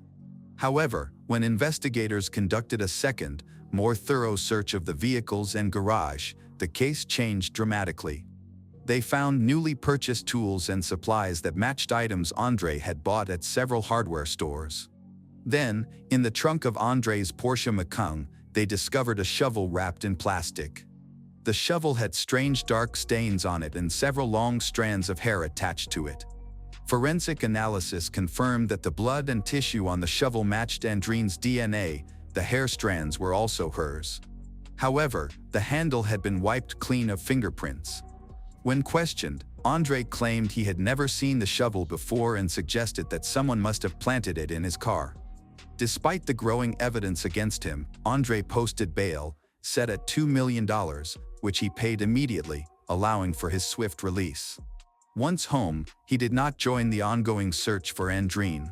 He maintained his story that they had an argument, he left to calm down, and when he returned, Andrine was missing. Andre claimed he tried to contact her afterwards, sending both voice and text messages. Some of these messages, which were found on his phone, contained emotional appeals, telling her their daughter was crying and urging her to come home. All of these messages were sent around midnight, after which his phone was turned off again. As the investigation into her disappearance continued without any leads, detectives decided to look into the McDonald family's background. They quickly discovered that their seemingly perfect relationship was misleading. In reality, their marriage was under significant strain for quite some time. Although they had built a successful business together that was growing rapidly and generating good income, most daily operations were handled by Andrine, especially while Andre was serving in the military. During Andre's 6-month deployment in Alabama in 2016, their emotional distance increased. Just before he was scheduled to return home, Andrine messaged him suggesting that they should go their separate ways and that he didn't need to come back. When Andre returned, he found out that while he was away, Andrine had begun a relationship with other man, Aubin Hall, whom she had known since her childhood in Jamaica, also her ex-lover. She even has a tattoo on her arm that is the letter A, the first letter of Aubin's name, which she says was a mistake of her youth. Aubin and Andrine reconnected during one of Andrine's visits to Jamaica, leading to a rekindling of their relationship. He started visiting her in Texas, and they decided they wanted to be together, prompting Andrine to file for divorce. Under Texas law, Andrine and Andre were required to divide their assets and business equally, which caused significant disagreement between them. Andrine felt entitled to a larger share because she managed the operations, while Andre argued that everything belonged to him since he had funded the initial startup. About 6 months later, the divorce proceedings were put on hold as they appeared to have reconciled, deciding to give their marriage another chance for the sake of their young daughter. However, despite this outward appearance of stability, underlying tensions remained. Andre had consistently opposed Andrine's trips back to Jamaica because he knew she would meet her former lover, leading to ongoing conflict between them, but Andrine continued to make her own decisions. Carol, Andrine's closest friend and the first to alert authorities after Andrine's disappearance, described Andre as controlling, manipulative. He believed that the business, their home, and even Andrine herself were his possessions, citing that he had brought her to the U.S., helped her gain citizenship, paid for her college education, and financed their first assisted living. Shortly before she went missing, Andrine confided in Carol, saying, "If anything ever happens to her, just know it was Andre." Just 2 weeks before Andrine disappeared, Andre found out that she had secretly registered a new company in her name and moved part of their shared assets into it. This discovery likely felt like a betrayal and may have contributed to the tensions between them. On July 11, 2019, 4.5 months after Andrine went missing, a local farmer named Clifton Clavin was walking on his property on the outskirts of San Antonio. Since the land was only partially cultivated, some areas had become overgrown. While surveying the grounds for future maintenance, Clifton noticed a strong, unpleasant smell that seemed to be related to decomposition. Assuming it was the scent of a dead animal, he followed it, intending to bury or remove whatever he found. In the tall grass, he first saw a skull and some bones that looked like they belonged to a cow. However, under some scattered branches, he discovered the real source of the odor, a nearly fully decomposed human body. Clifton immediately contacted the police. The remains were recovered and sent to a lab for analysis. The body was found unclothed, and while it was confirmed to be a woman, investigators could determine little else initially. Given the circumstances, many suspected that this was Andreen MacDonald, and DNA testing later confirmed those suspicions. The medical examiner was unable to determine a clear cause of death due to the advanced decomposition of the body. However, pathologists found injuries including trauma to the jawbone and a fracture at the base of the skull, which matched the type of harm that could be caused by the hammer found in Andre's car. Additionally, much of her hair was missing, which was initially alarming. When the examiners observed partial burns on her right hand, they deduced that someone had tried to burn the body, probably to destroy evidence. As a result of these findings, Andre was officially charged with the crime and taken back into custody. The area where the remains were discovered had been searched several times by law enforcement and volunteers, but the exact location was on private property, behind a fence about 60 feet from the road, making it inaccessible without a warrant. This is why it had not been investigated earlier. When Andre learned that Andreen's remains were found and that evidence indicated she had suffered blunt force trauma, he changed his approach. He informed investigators that he was willing to share everything in exchange for a lighter sentence.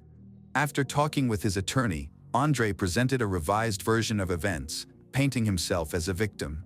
He mentioned his wife's infidelity, her attempts to take over their business with her new partner, and his fear that she would take their daughter from him during a divorce. Andre reported that Andreen had recently mentioned ending their marriage again and had allegedly threatened to leave him without anything and take their daughter with her. That evening, they had a heated argument. Andre claimed that Andreen grew aggressive and started hitting him, which led him to defend himself. During the struggle, he said she got a minor cut. Andre admitted to pushing her, causing her to fall, and he then kicked her several times and stepped on her chest to keep her from getting back up. When he heard footsteps in the hallway and his daughter calling for her mom, he panicked. He quickly left the room before the girl could come inside, picked her up, took her back to her room, and told her that her mom would come to check on her later. Andre maintained that when he left the room, Andreen was still alive, lying on the floor with only a slight injury. However, when he returned, she was in the same position but unresponsive. He believed that he might have unintentionally contributed to a fatal outcome by applying too much pressure on her chest during the struggle. Realizing the seriousness of what had happened, Andre began to panic. He took off Andreen's clothes and burned them in his backyard. He then moved her body outside the city, leaving it on private property behind a fence near the remains of a cow. Later, he went home and sent many texts to Andreen's phone, begging her to return, hoping to make it look like she had simply left after a disagreement. Following that, he woke his daughter and took her to his mother's house, asking her to care for her granddaughter while he searched for his missing wife. To further support his story, he visited several hospitals, pretending to look for Andreen. He nearly fainted upon hearing that a woman with the same last name had been admitted to one of the hospitals. By the time the police brought him in for questioning the next morning, they still lacked strong evidence against him, so he was released. After being freed, Andre began to seriously consider ways to ensure the body would never be discovered. He even thought about dismembering and burning it, then scattering the remains in different locations. To do this, he purchased a hatchet, a shovel, fire starter fluid, and heavy-duty plastic bags. The following day, he returned to the location where he had left Andreen. However, when it was time to execute his plan, he could not go through with it. Instead, he poured flammable liquid on her body and attempted to light a fire, but it quickly went out, only burning her hair and partially charring one of her hands. Andre later described the failure as leaving him in a state of utter despair. In a moment of anger, he grabbed an old hammer from his car and struck the body several times before regaining his composure and stopping. He then covered the remains with branches and cow bones. When asked why he visited a gun store, purchased a pistol and ammunition, and then left the items at the counter, Andre stated he couldn't explain his actions. He mentioned that his thoughts were muddled, he hadn't slept for almost 2 days, and he wasn't thinking clearly. The trial faced significant delays, with hearings only commencing in January 2023. The defense team aimed to present Andre as a victim of his circumstances. His lawyers argued that Andreen and her boyfriend were allegedly conspiring to eliminate Andre from their lives to avoid splitting their assets during the divorce. Andre MacDonald provided a detailed account of what happened to his wife, but the condition of her body made it impossible to verify his claims. Forensic experts could not determine her exact cause of death or whether her injuries occurred while she was alive or if, as Andre alleged, he hit her with a hammer after she died. What was evident, however, is that for 5 months, Andre stayed silent, trying to conceal the crime and evade responsibility. In February 2023, many were shocked when Andre was acquitted of first-degree murder charges. Instead, the jury convicted him of manslaughter and evidence tampering, resulting in a 25-year prison sentence with the possibility of parole after 15 years. His daughter was awarded to her maternal grandmother. The tragic saga of Andreen MacDonald reveals the fragility of trust and the devastating consequences when hidden tensions erupt within a seemingly idyllic life. What began as a shared dream of building a family and a multi-million-dollar empire ended in betrayal, violence, and loss. Andre MacDonald's conviction for manslaughter and evidence tampering in February 2023, carrying a 25-year sentence, brought partial justice but left lingering questions about the truth behind Andreen's death. As their daughter finds solace with her maternal grandmother, the MacDonald case stands as a stark reminder that even the most prosperous facades can conceal deadly secrets, urging us to confront conflicts before they spiral into tragedy. Hello everyone, today we will learn about another case. The case of Lauren Johansson. That evening, it was quite quiet. A light wind rustled the treetops near the cemetery by the Wolf River. A car sat on the side of an abandoned road, motionless and untouched for hours. But something was wrong. When the police arrived, a man jumped out and ran into the woods. The officers rushed after him, but the thick undergrowth, the dark night, and the uneven ground prevented them from catching the fugitive. Meanwhile, Robert Lance Johansson, Lauren's father, broke past the police, his heart pounding. His daughter had been missing for days, and now her car was right in front of him. He ran up to the door and took a deep breath. What he saw inside changed everything. Lauren Johansson was born on October 30, 2001, in Ocean Springs, a quiet and picturesque town. The town attracted tourists with its green alleys, cozy beaches, and beautiful landscapes. But for Lauren, it was not just a place on the map, it was her home. Here, she grew up, surrounded by the love of her family. It was where she learned to be strong. Lauren grew up in a family where caring for others was part of life. Her parents, Lance and Tamla Robinson Johansson, surrounded their daughter with warmth. However, their life was not easy. Both of her older sisters had serious health problems, and from childhood, Lauren helped her parents take care of them. It was then that she learned patience and compassion, qualities that became part of her character. She was always ready to come to the rescue. She never complained and always put others before her own needs. From childhood, Lauren adored animals and was fascinated by wild birds. Her parents supported her hobby, and when Lauren became a teenager, she began to actively help in animal shelters. She looked after homeless cats and cared for horses after injuries.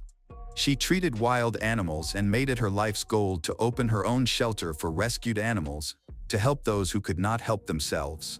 For this, she saved every cent, working since school. Lauren always wanted to help not only animals but also people. That's why she decided to become a nurse. She attended the University of Southern Mississippi and was successful in her studies despite working part-time jobs. Not only that, she also wanted to combine her studies with volunteer work. She worked day and night because she wanted to change the world for the better. In her senior year of high school, Lauren met Bryson Rivers. He was an athlete admired by everyone, raised in a religious and conservative family. As the eldest son, he carried a great responsibility since childhood, learning about discipline, respect for elders, and leadership qualities. He achieved success in sports, especially in football and athletics. Loved by teachers and admired by classmates, it seemed that he and Lauren were the ideal couple, supporting each other's dreams, they appearing happier than anyone else. However, this outer ideal hid a terrible truth. one that led to that night when they found her car on an abandoned road. At the beginning of their relationship, Bryson seemed caring and attentive. He showed interest in her life, listened to her daily experiences, and supported her dreams. Lauren appreciated his care. Bryson was proud of her kindness and determination.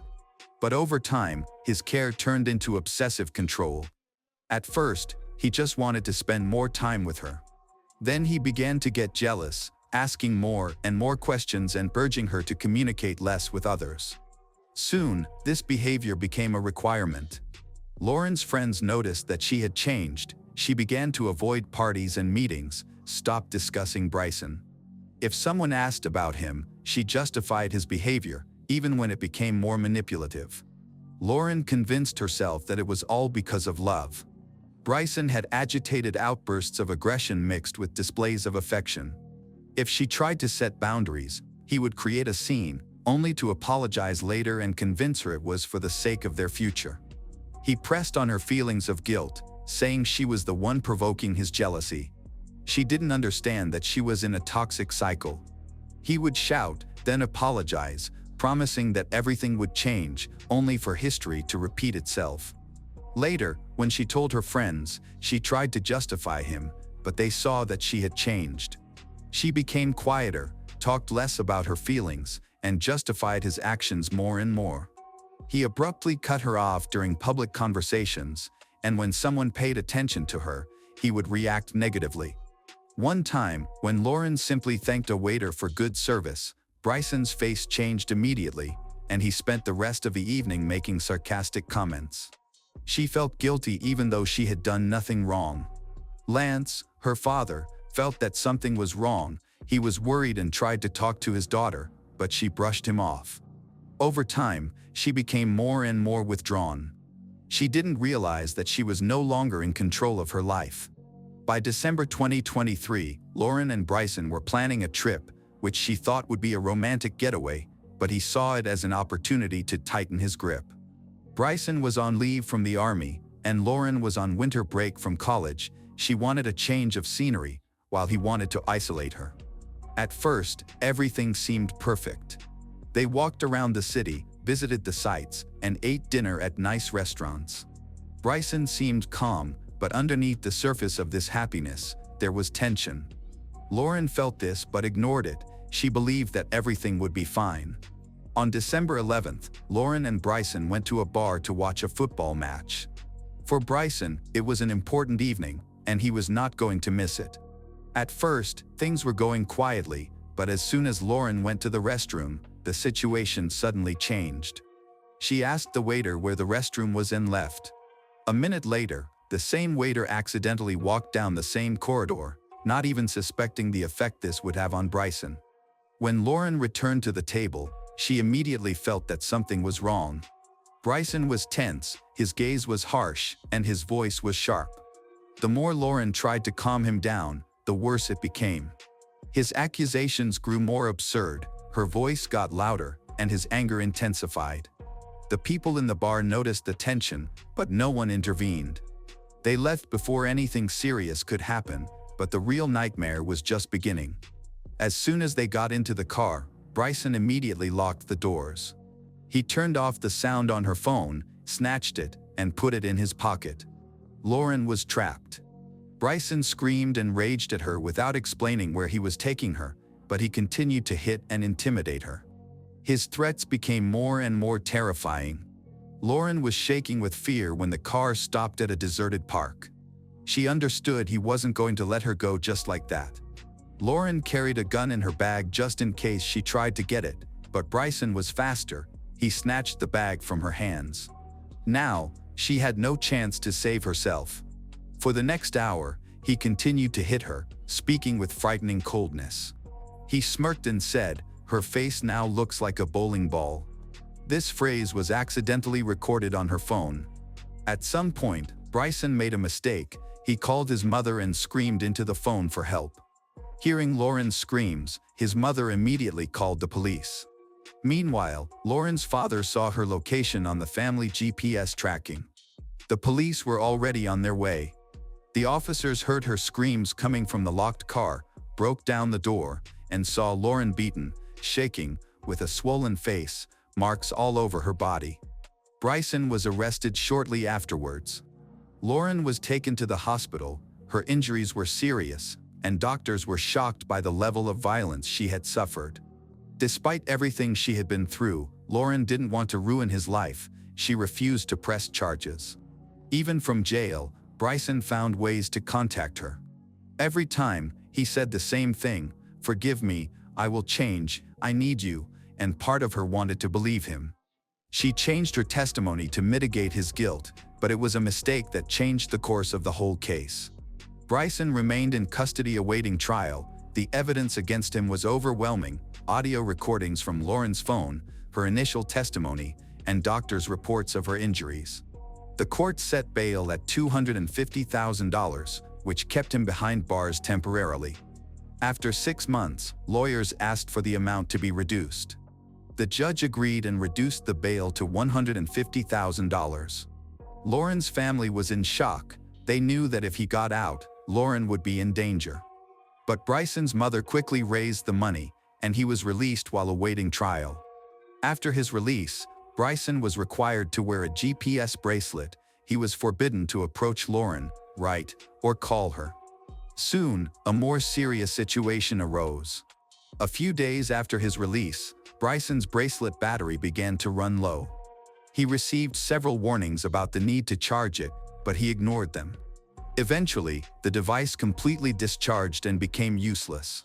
The system immediately recorded a failure, and the authorities were alerted. However, they did not take urgent measures. Instead of responding immediately, they wasted hours and then a whole day without taking any action. No one reported it. He was again at large without supervision. Lance, Lauren's father, found out about it only through a voicemail from the police, in which they calmly informed him that Bryson had disappeared. They didn't even tell him exactly when it had happened. Robert was furious. He immediately called the police demanding action, but the police still dragged their feet. Hours passed, then days, and Bryson was on the run. Then Lauren disappeared. On July 2, 2024, Lance tried to call her, but the phone was silent. Soon, he received a strange message from her number. The text seemed alien, as if it hadn't been written by her. Lance felt a cold fear. He immediately called his other daughter, Caitlin, who lived with Lauren, and asked her to check if everything was okay. What she saw made her immediately call her father. The door to their apartment was wide open, all the security cameras were turned off, and Lauren's car was gone. Lance immediately reported his daughter missing, but the police hesitated again. A day passed before they finally agreed to track her car. On July 3, 2024, the police finally tracked Lauren's GPS. Her car was found in a remote area near the cemetery by the Wolf River. It was an isolated area surrounded by thick forest, far from busy roads. Lance rushed there as soon as he found out. When the officers approached the car, a man suddenly jumped out and rushed into the forest. It was Bryson Rivers. The police chased after him, but he disappeared among the trees. Lance, frantic with fear, rushed to the car. He opened the door, saw Lauren was lying in the back seat, her body wrapped in black plastic bags, her face and head covered. As a doctor, he had seen many terrible injuries, but nothing could prepare him for this. The police began to record evidence, but one thing was clear: this was not just a murder, it was a brutal, monstrous massacre. When forensic experts began to examine the car, they were confronted with a terrible sight. Blood stains on the upholstery indicated that Lauren had been subjected to a brutal and prolonged attack until her death. Lance was unable to leave the crime scene even when his health began to deteriorate from the stress he had experienced. He refused to leave until the investigators had finished their work. The search for Bryson continued for several hours, with helicopters equipped with thermal imaging scanning the forest for the slightest trace. Finally, a thermal signal was recorded, and the police surrounded him from all sides. After 9 hours of searching, Bryson was detained. He did not resist. His face remained calm, as if he did not realize what he had done. During interrogation, Bryson tried to give his version of events. He admitted that he came to Lauren's house that day knowing that she would be alone. He was angry that she no longer answered his calls. He waited for her to come out and then approached her. According to him, he just wanted to talk, but when Lauren refused and tried to leave, he grabbed her, dragged her into the car. She struggled, but he locked the doors and drove away. He took her to a deserted place outside the city, convinced that they needed to talk alone, but the conversation quickly turned into an argument. Lauren demanded that he let her go and threatened to call the police, which made him even angrier. He started yelling, blaming her for all their problems and for their breakup. When she tried to open the door and run out, he pushed her back into the car. He claims he was just trying to calm her down, but he hit her until she stopped moving. When he realized Lauren wasn't breathing, he tried to bring her to her senses, but it was too late. Realizing she was dead, he made a conscious decision. He took a blanket from the trunk, wrapped her body, and put it in the back seat. He then drove her to the cemetery by the Wolf River, where he left the car, planning to return later to get rid of the evidence. However, the police found the car before he could carry out his plan. Lauren's death and Bryson's arrest caused a wave of media outrage. This case was not only about the crime itself, people were shocked by how much the justice system had failed. How did it happen that a man with obvious signs of danger was released? Why did no one stop him earlier? How could the court ignore the evidence? And most importantly, could this murder have been prevented? Lauren's relatives, despite their grief, did not remain silent. They made a statement demanding reforms in the system so that such things would not happen again. They repeatedly demanded accountability for the mistakes that led to their daughter's murder. However, Bryson was not the only one condemned by society. Bryson's mother, who posted bail for him, faced particularly harsh criticism from the public. Despite the outrage, Lauren's family did not blame her directly. For them, it was more important to address the flaws in the system rather than punish a specific individual. Hundreds of people attended Lauren's funeral, friends, relatives, and residents of her hometown. She was not just a victim, she was a person who dreamed of helping others so that her goodness would not go to waste. In her memory, her family created a foundation that would help save animals, as Lauren had dreamed of doing in life. The trial of Bryson began in December 2024. He was charged with kidnapping, first-degree murder, and destruction of evidence. On Thursday, Rivers was taken by police to the county courthouse in downtown Hattiesburg, where he appeared before Judge Bob Helfrich for arraignment. So far, Bryson Rivers has pleaded not guilty to the murder of Lauren Johansson. The trial date has been set for June 25, 2025. As the trial continues, one question remains unanswered: will he receive the punishment he truly deserves, or will there be another loophole that allows him to evade full responsibility? For Lauren's family, this fight has long transcended a single case. They now aim to ensure that no one else has to endure what they experienced. Hello everyone, today we will learn about another case. The case of Lauren Johansson. That evening, it was quite quiet.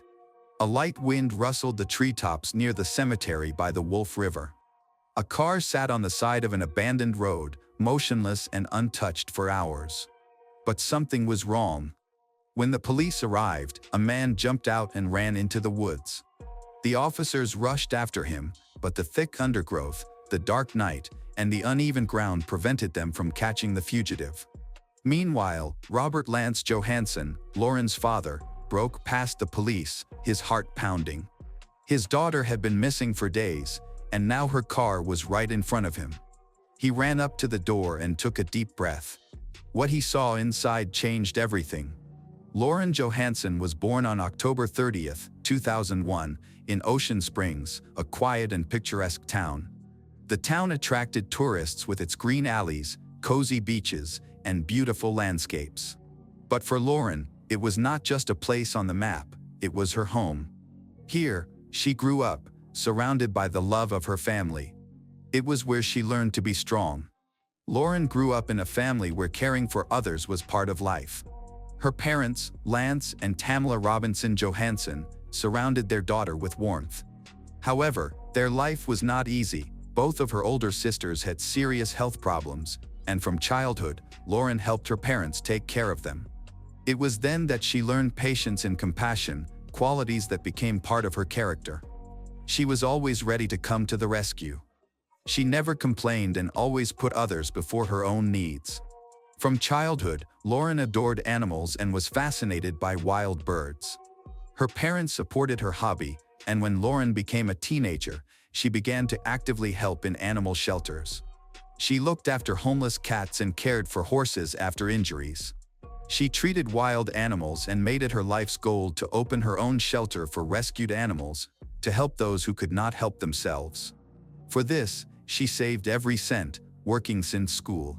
Lauren always wanted to help not only animals but also people. That's why she decided to become a nurse. She attended the University of Southern Mississippi and was successful in her studies despite working part-time jobs. Not only that, she also wanted to combine her studies with volunteer work. She worked day and night because she wanted to change the world for the better. In her senior year of high school, Lauren met Bryson Rivers. He was an athlete admired by everyone, raised in a religious and conservative family. As the eldest son, he carried a great responsibility since childhood, learning about discipline, respect for elders, and leadership qualities. He achieved success in sports, especially in football and athletics. Loved by teachers and admired by classmates, it seemed that he and Lauren were the ideal couple, supporting each other's dreams, they appearing happier than anyone else. However, this outer ideal hid a terrible truth, one that led to that night when they found her car on an abandoned road. At the beginning of their relationship, Bryson seemed caring and attentive. He showed interest in her life, listened to her daily experiences, and supported her dreams. Lauren appreciated his care. Bryson was proud of her kindness and determination. But over time, his care turned into obsessive control. At first, he just wanted to spend more time with her. Then he began to get jealous, asking more and more questions and urging her to communicate less with others. Soon, this behavior became a requirement. Lauren's friends noticed that she had changed. She began to avoid parties and meetings, stopped discussing Bryson. If someone asked about him, she justified his behavior, even when it became more manipulative. Lauren convinced herself that it was all because of love. Bryson had agitated outbursts of aggression mixed with displays of affection.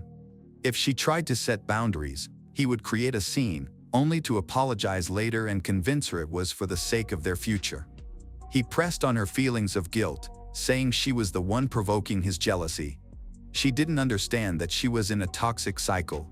He would shout, then apologize, promising that everything would change, only for history to repeat itself.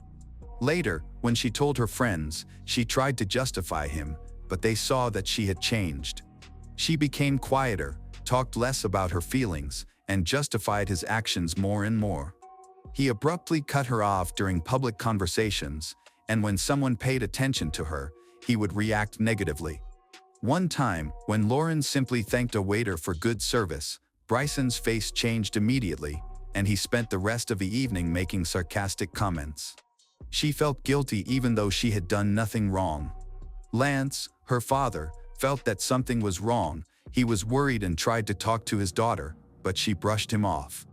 Over time, she became more and more withdrawn. She didn't realize that she was no longer in control of her life. By December 2023, Lauren and Bryson were planning a trip, which she thought would be a romantic getaway, but he saw it as an opportunity to tighten his grip. Bryson was on leave from the army, and Lauren was on winter break from college. She wanted a change of scenery, while he wanted to isolate her. At first, everything seemed perfect. They walked around the city, visited the sights, and ate dinner at nice restaurants. Bryson seemed calm, but underneath the surface of this happiness, there was tension.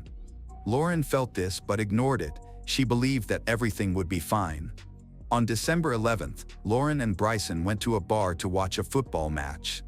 For Bryson, it was an important evening, and he was not going to miss it.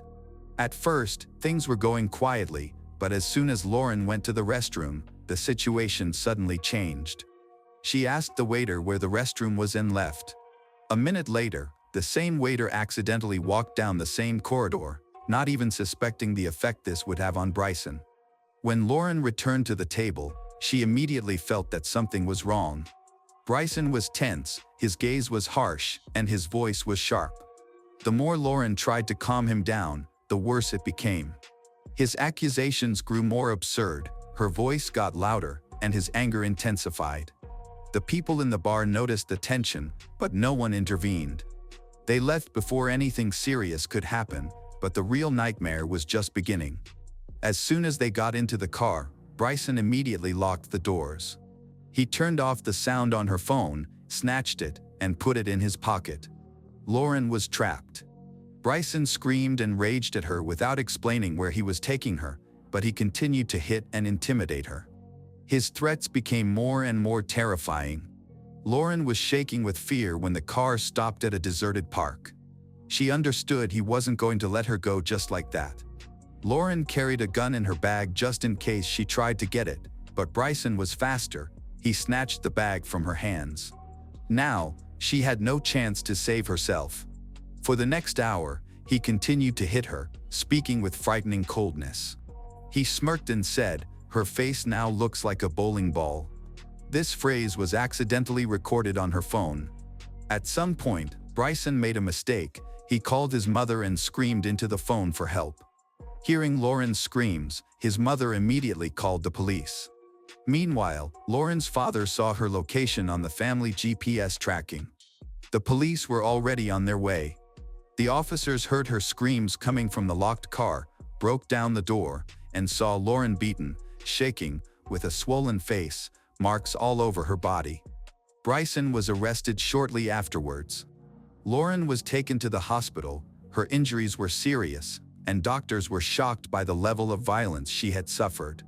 Despite everything she had been through, Lauren didn't want to ruin his life. She refused to press charges. Even from jail, Bryson found ways to contact her. Every time, he said the same thing: "Forgive me, I will change, I need you," and part of her wanted to believe him.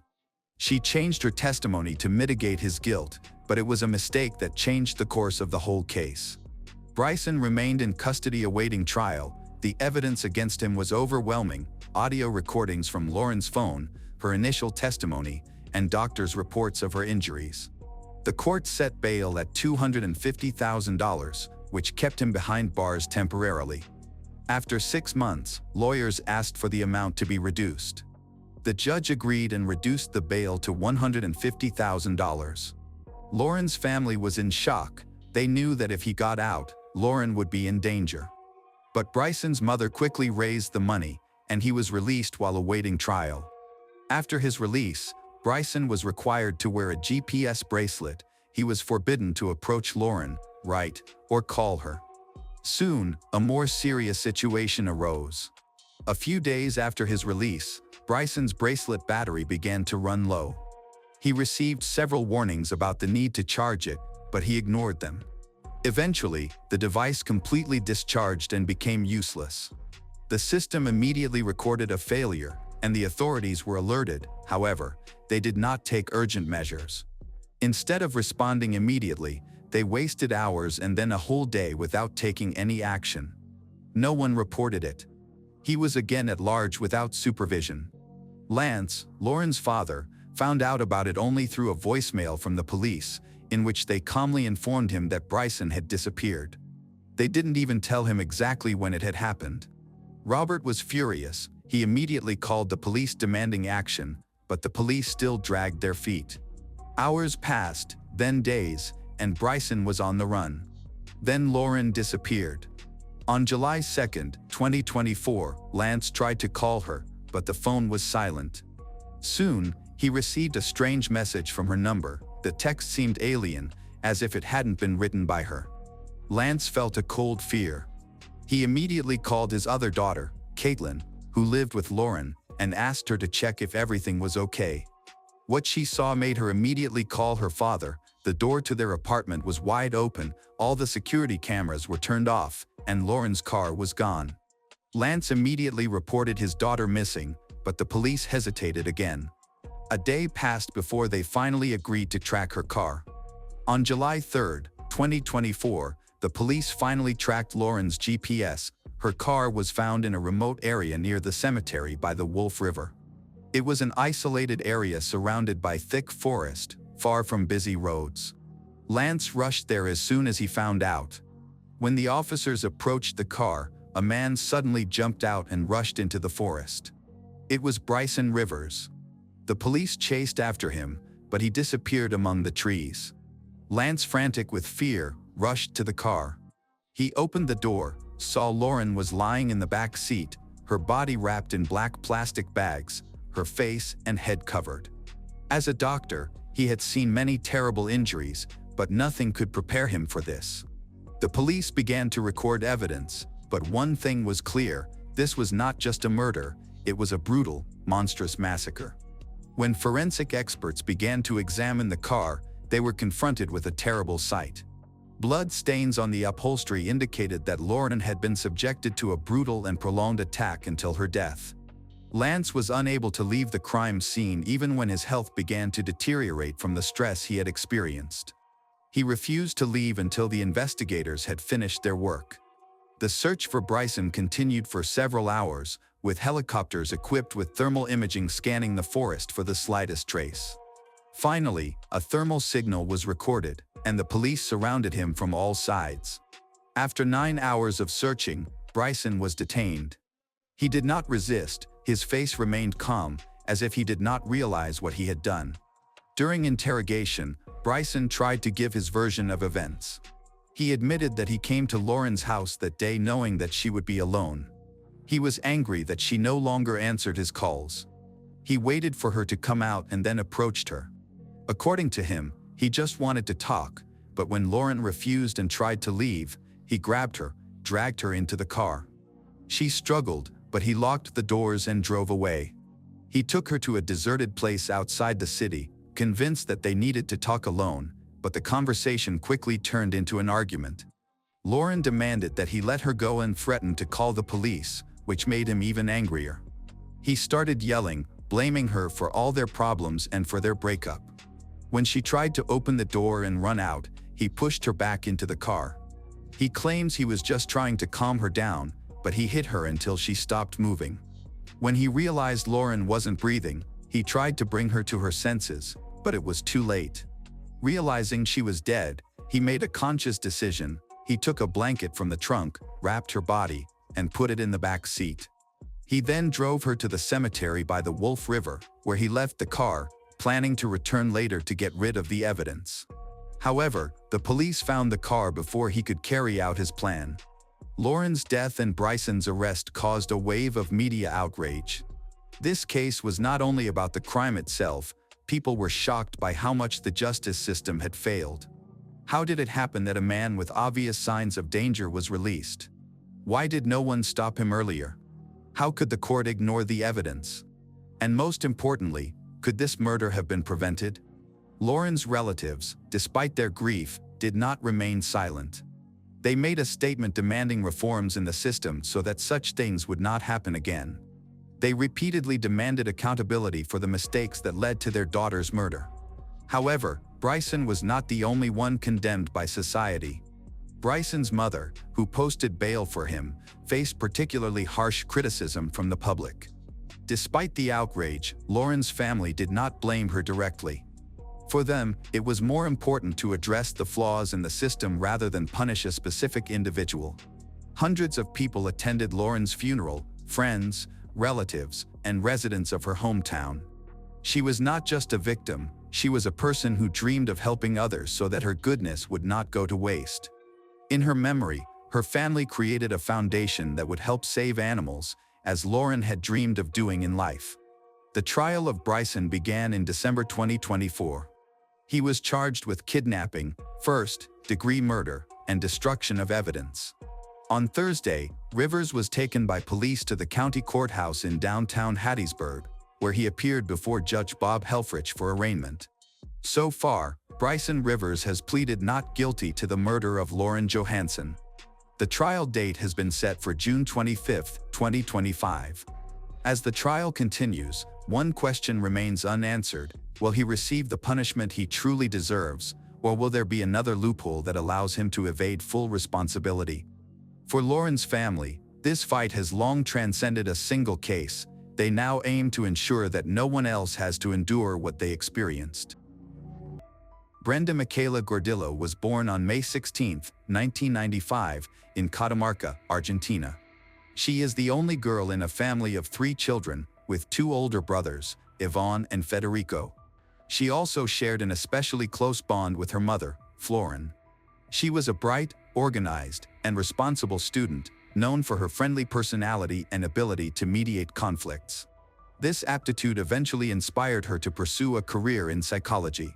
As a child, Brenda participated in activities such as gymnastics, dancing, and acting in school plays, thoroughly enjoying her time on stage. She built many friendships and was well-liked for her helpful advice and understanding. After high school, she was accepted into a prestigious university in Buenos Aires, where she studied psychology with a specialization in negotiation and conflict resolution. A standout student, she consistently earned praise from her professors, who envisioned a bright future for her. She had plans to stay in the capital and build her career there. However, her life took an unexpected turn. During her second-to-last year of college, Brenda received heartbreaking news. Her father had passed away suddenly from a heart attack. The loss deeply affected her family, particularly her mother, who was left alone in their family home. By that time, Brenda's brothers had moved out and started their own families, while she remained in Buenos Aires, completing her degree. After graduating, Brenda returned to Catamarca to live with and support her mother. She found a job and decided to further her education by enrolling in law school at a local university. Returning to student life, she formed new friendships, one of which was with a young man named Naim Vera. Naim was born on June 11, 1999 in Catamarca, into a prestigious and wealthy family with a tradition of practicing medicine. His father was a renowned cardiac surgeon, and his mother ran a private pediatric practice. As the younger of 2 sons, Naim grew up alongside his brother Jamie, who was his complete opposite.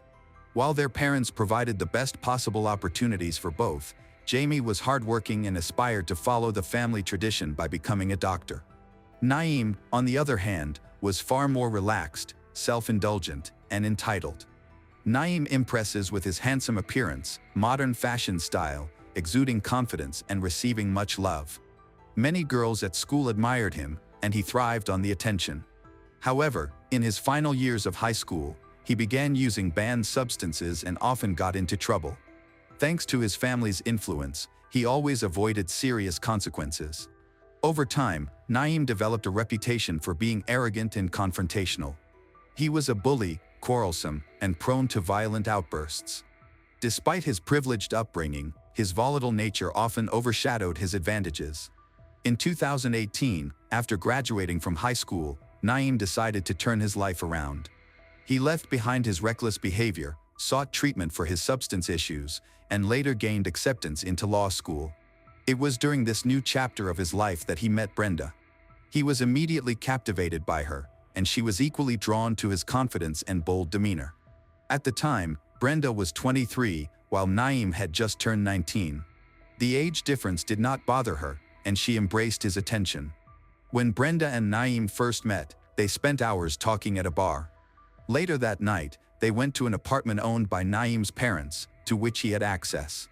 That evening marked the beginning of their intimate relationship, and from then on, they began seeing each other frequently. For the first time, Brenda experienced what she believed to be true love and radiated happiness. Her friends and family noticed this transformation, often commenting on how joyful she had become. However, none of them had ever met Naim, about whom Brenda talked a lot. Although she frequently mentioned Naim, she only shared his photos from social media with her mother and brothers, casually hinting that he was her future fiancé. Over time, it became obvious that Naim had no plans to introduce Brenda to his family or friends. Their relationship remained confined to the same apartment, and they never appeared in public together as a couple. Brenda thought it was unusual but convinced herself that Naim just needed more time. Privately, she also worried that their age difference made him hesitant. The secret meetings lasted for many months, and she still invested a lot of emotions in this relationship. Even when Naim began to grow distant, she chose to ignore the change in his behavior, clinging to the belief that their connection was still strong. One day, Brenda received a call from an unfamiliar number. The caller identifies himself as Naeem's cousin and gives her a dire warning. He claimed that Naeem had a violent past and that, if not for the protection of his parents, Naeem would have already faced significant legal trouble for his actions. The caller advises her to end the relationship immediately before things get worse. However, she ignores his advice. In mid-February 2019, Brenda found out she was pregnant. The news took her by surprise, but after the initial shock, she felt genuinely happy. She sees this as an opportunity to improve her relationship with Naeem, hoping that this will make him more serious and willing to commit to her. When they met again, Brenda shared the news. At first, Naeem was silent, but his reaction quickly shifted to anger. He stated that he wasn't ready to become a father and insisted that having a child didn't align with his current plans. He urged Brenda to terminate the pregnancy, promising to cover all expenses. Brenda firmly refused, explaining that she had health issues and that being able to conceive was nothing short of a miracle. Their disagreement escalated, and Naeem ended the relationship, saying it was best for them to separate. For a time, they stopped seeing each other but continued exchanging messages on social media. During this period, Brenda confided in a close friend, admitting how much she missed him and expressing hope for reconciliation. She revealed that she had never loved anyone as deeply as she loved Naeem. Towards the end of February, Naeem called Brenda and proposed they meet to have a calm discussion. Brenda was thrilled, convinced that he had reconsidered. She excitedly shared the news with her best friend, who encouraged her and reassured her that everything would work out. They planned to meet on the night of February 28, 2019. That night, she was invited to a classmate's birthday party. After the party, she went to Naeem's apartment and never left again. The following day, Friday, March 1st, Brenda did not attend her university classes, which was highly out of character for her. She had never missed a lecture without a valid reason, and now no one could contact her or determine her whereabouts. Brenda's mother remembered her mentioning the birthday party and saying in advance that she wouldn't be home that night. However, she did not specify whether she would be with friends or her boyfriend. She had planned to go directly to class in the morning, so her mother wasn't initially concerned. It wasn't until later that afternoon, when the university contacted Brenda's family to ask about her absence, that her mother realized something was wrong. Friends and relatives quickly began searching for her. Everyone knew that she wouldn't just vanish without informing someone. At first, there was still hope. Perhaps she was simply spending time with Naeem and had lost track of time. But as relatives began calling around for information, something shocking occurred that changed everything. In that moment, all hope was lost. Brenda was gone forever. At this time, Naeem entered the Catamarca police station, accompanied by his father and 2 attorneys. He stated that he wished to confess to a tragic incident that had occurred the previous night. He was taken to an interrogation room, where he calmly recounted his version of the events. Although visibly distressed, he remained composed and spoke confidently. Naeem explained that he had arranged for a female acquaintance, Brenda, to visit his apartment that evening for an intimate encounter. He mentioned that they had met in this way before, without any commitments or expectations. However, that night, an argument broke out between them, leading Naeem to demand that she leave immediately.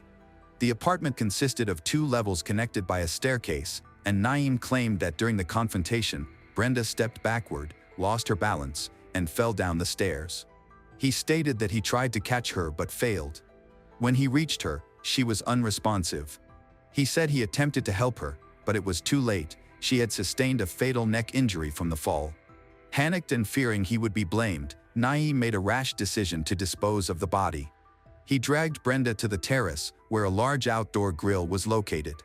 Finding lighter fluid in a cabinet, he poured it over her body and lit a match. The fire ignited immediately, but the flames grew uncontrollably high, producing thick smoke. At this point, a neighbor from a nearby apartment noticed the activity and saw someone grilling late at night. When Naeem saw the neighbor, he waved and smiled, appearing calm and friendly. Later, the neighbor testified in court that Naeem's demeanor seemed normal, so he didn't report anything suspicious. Realizing that the grill couldn't be used to completely destroy the remains, Naeem abandoned the idea and brought the body back inside. He then packed the remains into garbage bags, placed them in boxes, and loaded them into his car. Driving aimlessly, he decided to discard the lower half in a random dumpster he passed. For the upper half, he drove out of the city to a shallow ravine near the roadway. He threw the remains into the ditch, covering them with dirt, branches, and trash. As he headed back to his car, a passing patrol unit stopped to check why his car was parked by the roadside. Thinking quickly, Naeem lied, saying that his girlfriend had called him and he had pulled over to talk. The officers believed him and left. Returning to his apartment, Naeem attempted to clean up but found the task overwhelming. In distress, he called his cousin and confessed everything over the phone.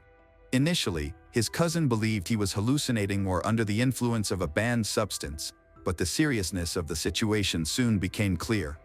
The cousin contacted Naeem's father, who, with the help of attorneys, insisted that Naeem turn himself in to the authorities, hoping it would reduce his sentence.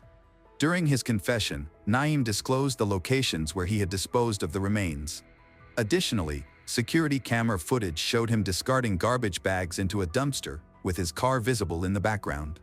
Even if he had tried to deny it, the evidence against him was irrefutable. Investigators quickly found the second box in the ravine, prompting forensic experts to examine the remains. Their analysis revealed a shocking truth that completely contradicted Naeem's account. Although the body had been severely burned, there were no injuries consistent with falling down the stairs, no broken bones, no significant bruising, and, most notably, Brenda's neck was unbroken. Instead, the autopsy revealed a far more sinister cause of death. The cartilage in Brenda's throat had been crushed, not accidentally but by forceful pressure from bare hands. Her official cause of death was mechanical asphyxiation. She had been strangled. The horror didn't end there. Forensic experts found fabric fibers inside Brenda's mouth, later determined to be from her own scarf. This indicates that it had been forced into her mouth to silence her before the strangulation. Additionally, fresh scratches on Naeem's hands suggested that Brenda had fought back fiercely. The evidence made one thing clear: this was a calculated and deliberate act of violence, not an accident. When Brenda's family and friends were informed of the tragedy, a new detail emerged: her alleged pregnancy, which Naeem had never mentioned. Under questioning, he admitted that Brenda had been pressuring him for weeks, using the pregnancy to influence him. He explained that their relationship had been entirely physical, not romantic, and that there had been no discussions about a future together or starting a family. He claimed that when Brenda revealed she was pregnant, he immediately offered to pay for an abortion, but she refused. This disagreement had sparked several heated arguments. On the night of the incident, Brenda allegedly not only insisted on keeping the baby but also demanded that Naeem marry her. According to Naeem, her demands infuriated him, and, in a fit of rage, he ended her life. However, there was a major flaw in Naeem's story. An autopsy revealed that Brenda was not pregnant. If she had used the pregnancy as leverage, it was an empty claim. Investigators uncovered an even more shocking truth: Brenda had a medical condition that made pregnancy impossible, a fact she had known since her teenage years. So why had she told Naeem she was pregnant? One of Brenda's closest friends explained during questioning that Brenda genuinely believed she was pregnant. She had missed her period, experienced symptoms, and was overjoyed, thinking doctors had been wrong about her condition. When she shared the news with Naeem, he dismissed her claim and cut ties with her. Brenda confided in only 2 close friends about the pregnancy, never saw a doctor to confirm it, and didn't tell her mother. According to her closest friend, she had no intention of manipulating Naeem. She truly believed she was going to be a mother and had started imagining a future with him. Naeem was arrested the same day he turned himself in and shared his version of events. He claimed what happened was an accident. According to him, he panicked and, in his shock, made the horrific decision to dispose of Brenda's body in a brutal way. He also insisted that their connection was purely casual, with no emotional commitment or real relationship. In Argentina, crimes within romantic or domestic relationships are classified as aggravated offenses due to the victim's vulnerable position. Victims typically trust their partner, do not perceive them as a threat, and may have a diminished sense of self-preservation. If the court ruled that Brenda and Naeem had a real relationship, he could face life in prison. However, if he convinced the court it was merely a casual arrangement with no emotional ties, his sentence might be reduced to a maximum of 15 years. Naeem and his legal team, hired by his father, focused on proving this. Naeem's lawyers argued that he and Brenda were never seen together in public, had no shared photos, and had not introduced each other to their families or friends. However, Brenda's family and friends described a different reality. They insisted that Brenda was deeply in love with Naeem and believed he felt the same. She avoided pressuring him or pushing for formal introductions to his family, assuming he simply needed time. One of Naeem's classmates later disclosed that Naeem had never taken Brenda seriously. He enjoyed spending time with her but had been leading her on, giving her false hope. When Brenda told him she was pregnant, he reportedly panicked and became desperate to find a way out. The classmate claimed Naeem had said the baby would never be born or he would end his life. At the time, nobody thought much of his words. However, about a week before the crime, Naeem allegedly approached his cousin, asking if he knew someone who could solve a problem in exchange for money. His cousin dismissed it as a joke and didn't take it seriously. It wasn't until the night of the crime, when Naeem called asking for help to cover up what he had done, that his cousin realized the gravity of the situation. After the tragedy, Naeem's family publicly expressed their condolences to Brenda's loved ones, stating that her loss had devastated their own lives as well. Despite this, his legal team worked to minimize his responsibility, alleging that Brenda had been manipulating and pressuring him. They even accused her of faking the pregnancy to trap him into marriage, claiming she had ulterior motives and saw Naeem as a wealthy and promising husband. Naeem also tried to argue that he acted in a moment of extreme distress, but his defense quickly crumbled. During his first interrogation, he provided detailed descriptions of how he disposed of Brenda's remains, details that were inconsistent with someone allegedly in shock. Additionally, a neighbor's testimony proved damning. The neighbor recounted seeing Naeem grilling on the terrace that night and noted that he appeared calm and composed.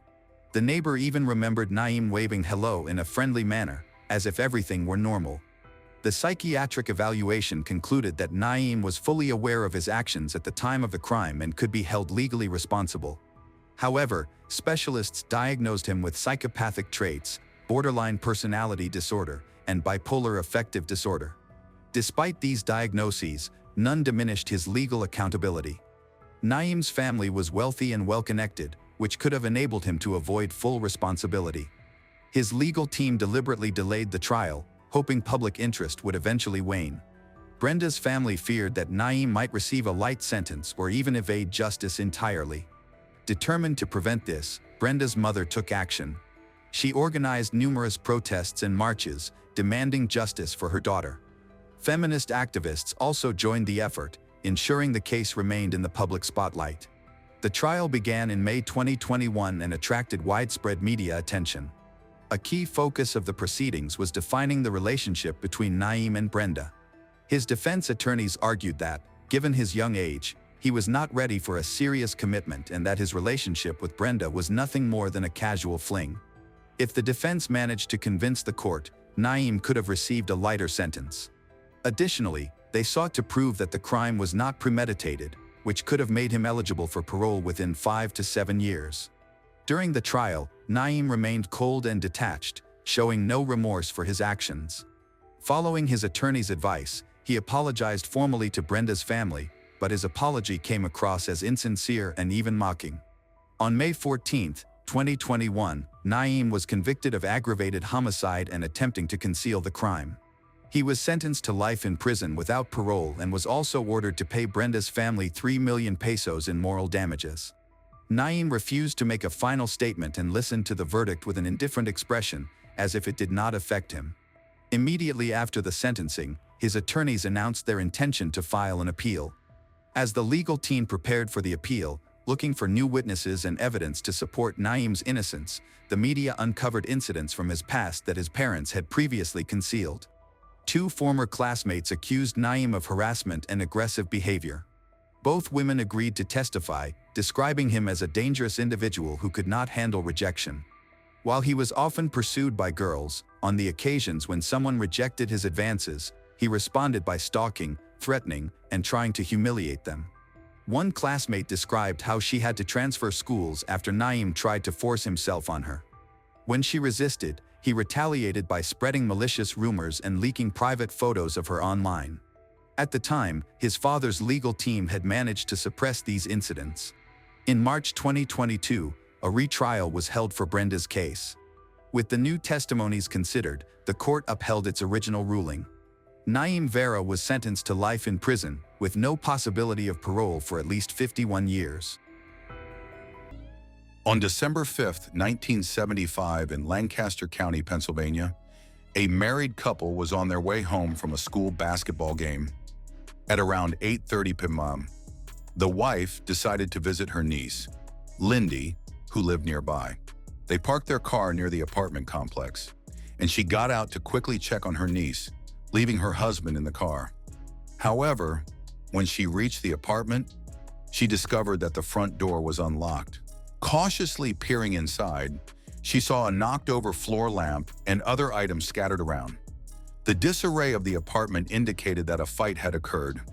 When she noticed strange stains on the floor resembling blood, she stepped into the living room. What she discovered would haunt her forever. In the center of the room lay Lindy, with a knife stabbed into her throat. Overwhelmed with panic, she ran out of the house and hurried to her car to call the police.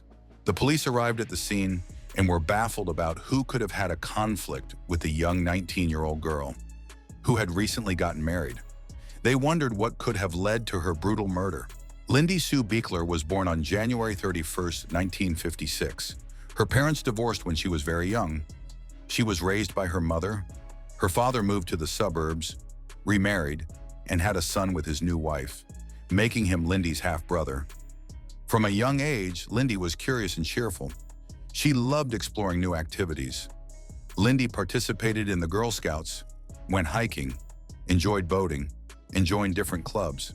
Lindy was a positive person who made everyone feel good. Her bright smile encouraged others to smile too. Above all, she treasured her family. One of her favorite things to do was curl up on the couch with her mother. In those moments, she felt like the happiest person alive because her mother was not only a caring parent, but also her best friend. Recently, Lindy had been employed at a flower shop, where her boss and co-workers described her as very hardworking, humble, and somewhat shy. However, once they got to know her better, Lindy revealed her fun side. She had a great sense of humor. Despite this, she preferred not to be the center of attention. Lindy married at a young age despite her insecurities. Her husband, Philip Beekler, was 5 years older than her. They first met when Lindy was visiting her sister. They were instantly attracted to each other. On October 19th, the year before the attack, Lindy and Philip tied the knot. The ceremony was officiated by Philip's grandfather, who blessed their union, saying they were perfect for one another. Philip worked part-time as an agent at a car rental company while studying art at Millersville State College. It appeared he was inspired by his parents. His mother owned an art gallery and was deeply passionate about art. Lindy is just 2 months away from turning 20 and has recently begun to embrace adult life as a married woman. Philip and Lindy were happily living together in their small one-bedroom apartment. However, Lindy felt uneasy being home alone. She never felt safe since they moved in. She constantly sensed that someone was watching her through the sliding glass door, though she couldn't pinpoint anyone specific. Overall, she was simply afraid to be alone in the apartment. In January, they planned to move to a new place in Manor Township. In the evenings, Lindy got home from work a couple of hours before her husband. She would lock the doors and turn on all the lights, carefully listening to every noise. During the investigation of the crime scene, the police found that Lindy had been stabbed 19 times. The attack involved 2 different knives. One knife, which the attacker had brought, was never found, while the other knife came from Lindy's kitchen. This kitchen knife was still in her neck when her aunt discovered her. Lindy's body showed 11 stab wounds to her chest and upper abdomen, 5 to her back, and 3 to her neck. One of the stabs had pierced the carotid artery, causing her to bleed to death. Experts noted that Lindy had defensive wounds on her hands, suggesting she fought fiercely for her life until the very end. The apartment was in chaos, with blood everywhere. It appeared that, after finishing her shift at the flower shop, Lindy had stopped to buy groceries, as bags of food were left on the kitchen table, still unpacked. This indicates that the attack occurred right after she returned home. Several pieces of evidence were collected at the crime scene. A shoe print, likely size 10 or 11, was discovered on the kitchen floor. This print suggested that the attacker was likely a large, strong man. Another piece of evidence hinted at a possible motive, although Lindy was fully clothed when found. Detectives suspected she had been abused. Male fluid was discovered on her underwear, which could provide the perpetrator's DNA. However, in 1975, forensic capabilities were limited. Experts could only identify the attacker's blood type and compare it with that of a suspect, but they needed to identify a suspect first. Unfortunately, that was where the evidence trail ended. The police also lacked the perpetrator's fingerprints, as the knife handle found in Lindy's throat was wrapped in a kitchen towel. The news of Lindy's tragic death devastated her family. Relatives called Philip at work, telling him he needed to come home immediately because something had happened to Lindy. As he rushed to their apartment, he feared the worst, but he could never have imagined that his beloved wife had been brutally killed. The police did not allow Philip inside the apartment, leaving him confused about what had happened. They kept him in the hallway until he found out the heartbreaking news that Lindy was dead. Seeing how pale he became, medics gave him a sedative, and the police took him to his mother's house. For about 4 days, Philip felt lost. He couldn't tell whether it was day or night or how much time had passed since the tragedy. He had to sit and wait for answers while the police continued their investigation. Detectives interviewed her co-workers and employer, and none of them noticed anything unusual about her behavior. Lindy went to work at the flower shop in a good mood. That day, she did not appear anxious or scared. There were no dissatisfied customers. Everything was completely normal. Lindy excitedly shared with her colleagues about the Christmas gift she had prepared for her husband. That evening, she calmly got into her car, waved goodbye to her colleagues, and drove home. Unbeknownst to anyone, it would be her last evening alive. Around 5:30 p.m. After work, Lindy went to the car dealership where her husband, Philip, worked to pick up his paycheck. She cashed the check at the bank and then went to a nearby grocery store to buy groceries, filling 4 bags. Afterward, she headed home, parked her car, and began unloading the bags. It seemed likely she would need to make 2 trips. At that moment, someone likely entered her apartment and attacked her. Detectives speculated on this since there were no signs of forced entry, and Lindy was not the kind of person to let a stranger into her home. This led the police to believe that Lindy knew her attacker, felt safe being alone with them. The first person the detectives looked at as a suspect was the victim's husband, Philip. However, the family and friends insisting that Philip and Lindy were a happy couple. Philip deeply loved Lindy and felt incredibly lucky to be dating her. Amazed that someone so beautiful would be interested in him, he said she changed his life for the better by inspiring him to enroll in college and pursue painting. In return, he supported her dream of opening a flower shop. When Lindy was killed, it devastated Philip. He couldn't bear to stay in their apartment, where every corner reminded him of her, so he moved out. Although he had a strong alibi, investigators were slow to clear him as a suspect. Following Lindy's death, Philip felt lost. He wandered the streets for hours, dropped out of college. They had dreamt of finishing their studies, starting a family, and planning their future together. Now, in an instant, all their dreams collapsed, like a sandcastle washed away by the tide. Philip had to completely rebuild his life in light of this tragic reality. The second suspect in the investigation was Bob, Lindy's direct supervisor. His favorable comments and positive evaluations of Lindy took an unexpected turn. The day before her tragic death, Lindy baked him blueberry muffins for his birthday. Bob spoke so highly of her that police began to question whether he had developed an inappropriate attachment.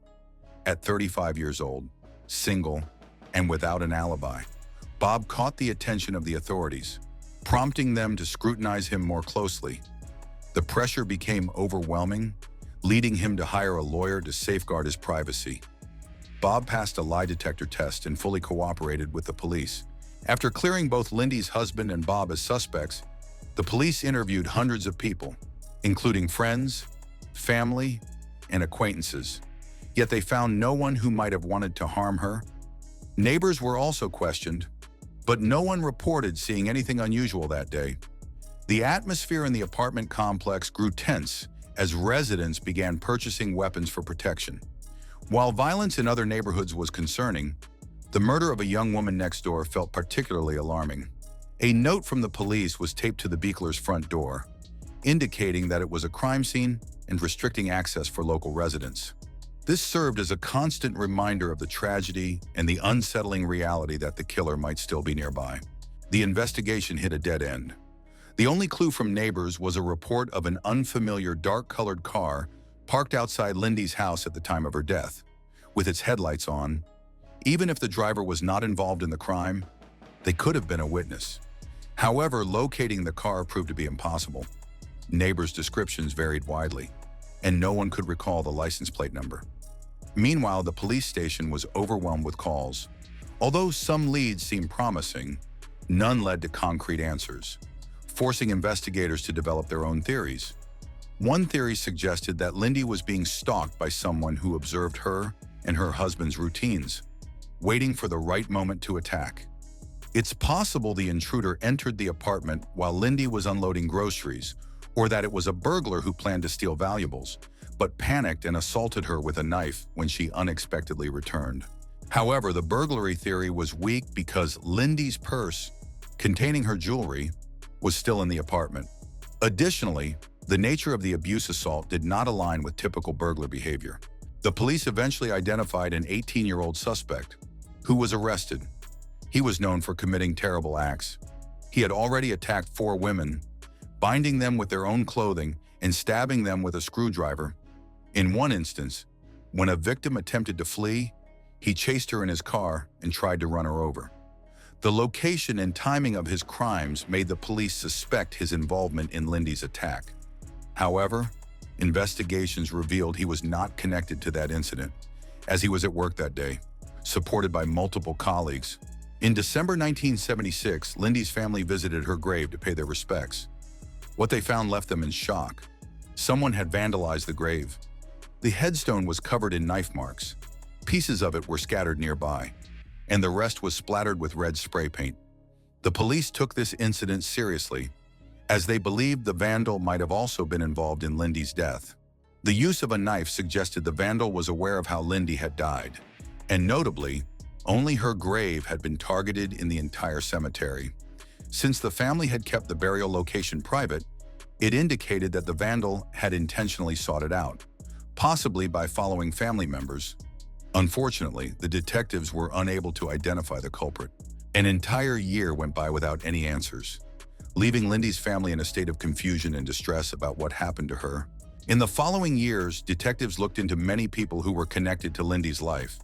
They examined her mother's boyfriend, looked into frequent customers of the flower shop, and even explored possible connections to serial killers active in Pennsylvania at that time. In their search for answers, they even consulted psychics. Despite these efforts, the case of Lindy Beechler's death remained unsolved. 25 years after Lindy's tragic death, the lead detective retired, leaving the Lindy case as one of the oldest unsolved cases in Lancaster County. In 2006, the investigation into Lindy's death was transferred to a special group in Pennsylvania that focused on old unsolved cases, utilizing new techniques and perspectives. However, they too were unable to make any progress. Decades after his wife's death, Philip Beechler discovered the DNA analysis techniques used to convict the perpetrator. He believed these methods could also be applied to his wife Lindy's case. In 2019, police applied these techniques to analyze DNA from the crime scene and created a composite sketch of a potential suspect based on the DNA. A computer program produced 2 portraits. One depicted how the suspect likely appeared at the time of Lindy's attack, and the other showed what the suspect might look like at age 65. While the portraits weren't exact representations, they revealed important details about the suspect, including fair skin, brown eyes, dark hair, and possible distinctive features. Despite this progress, locating the suspect was still difficult. The DNA sample was analyzed by C.C. Moore, a well-known American genetic genealogist. She discovered that the DNA found on the victim's underwear in 1975 was connected to a small town in Italy. Moore invested a lot of time identifying individuals with Italian ancestry who were living in Lancaster County at the time of Lindy's murder. She traced the migration patterns from this small Italian town to Lancaster County, Pennsylvania.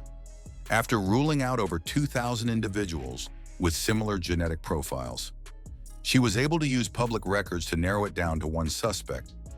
This led her to identify the likely killer, a man named David Sinopoli. Investigators checked the name against existing databases, but found no records. This man had never been noticed by the police before, and his name was not on any suspect lists. However, while reviewing the case files, detectives learned that David lived in the same apartment complex as the Beechlers. To establish his connection to Lindy's death, they needed to obtain David's DNA. On February 11, 2022, David was at Philadelphia International Airport waiting for his flight. To pass the time, he bought coffee, not realizing that police were observing him from afar. After David finished his coffee, he threw the empty cup into a trash bin. An officer then discreetly collected the discarded cup and placed it in a plastic bag for further examination. The cup was sent to a lab for DNA analysis, which revealed a match between the DNA on the cup and the seminal fluid found on Lindy Beechler's underwear, confirming that David Sinopoli had been at the crime scene. Additionally, 2 drops of blood found on her stockings matched his DNA, providing further evidence. Initially, investigators thought the significant amount of blood at the crime scene belonged to the victim. However, they also considered the possibility that the perpetrator had injured himself and left behind traces of his blood. On July 17, 2022, around 7 a.m., police arrived at David's home, a few miles from the site where Lindy was murdered years earlier.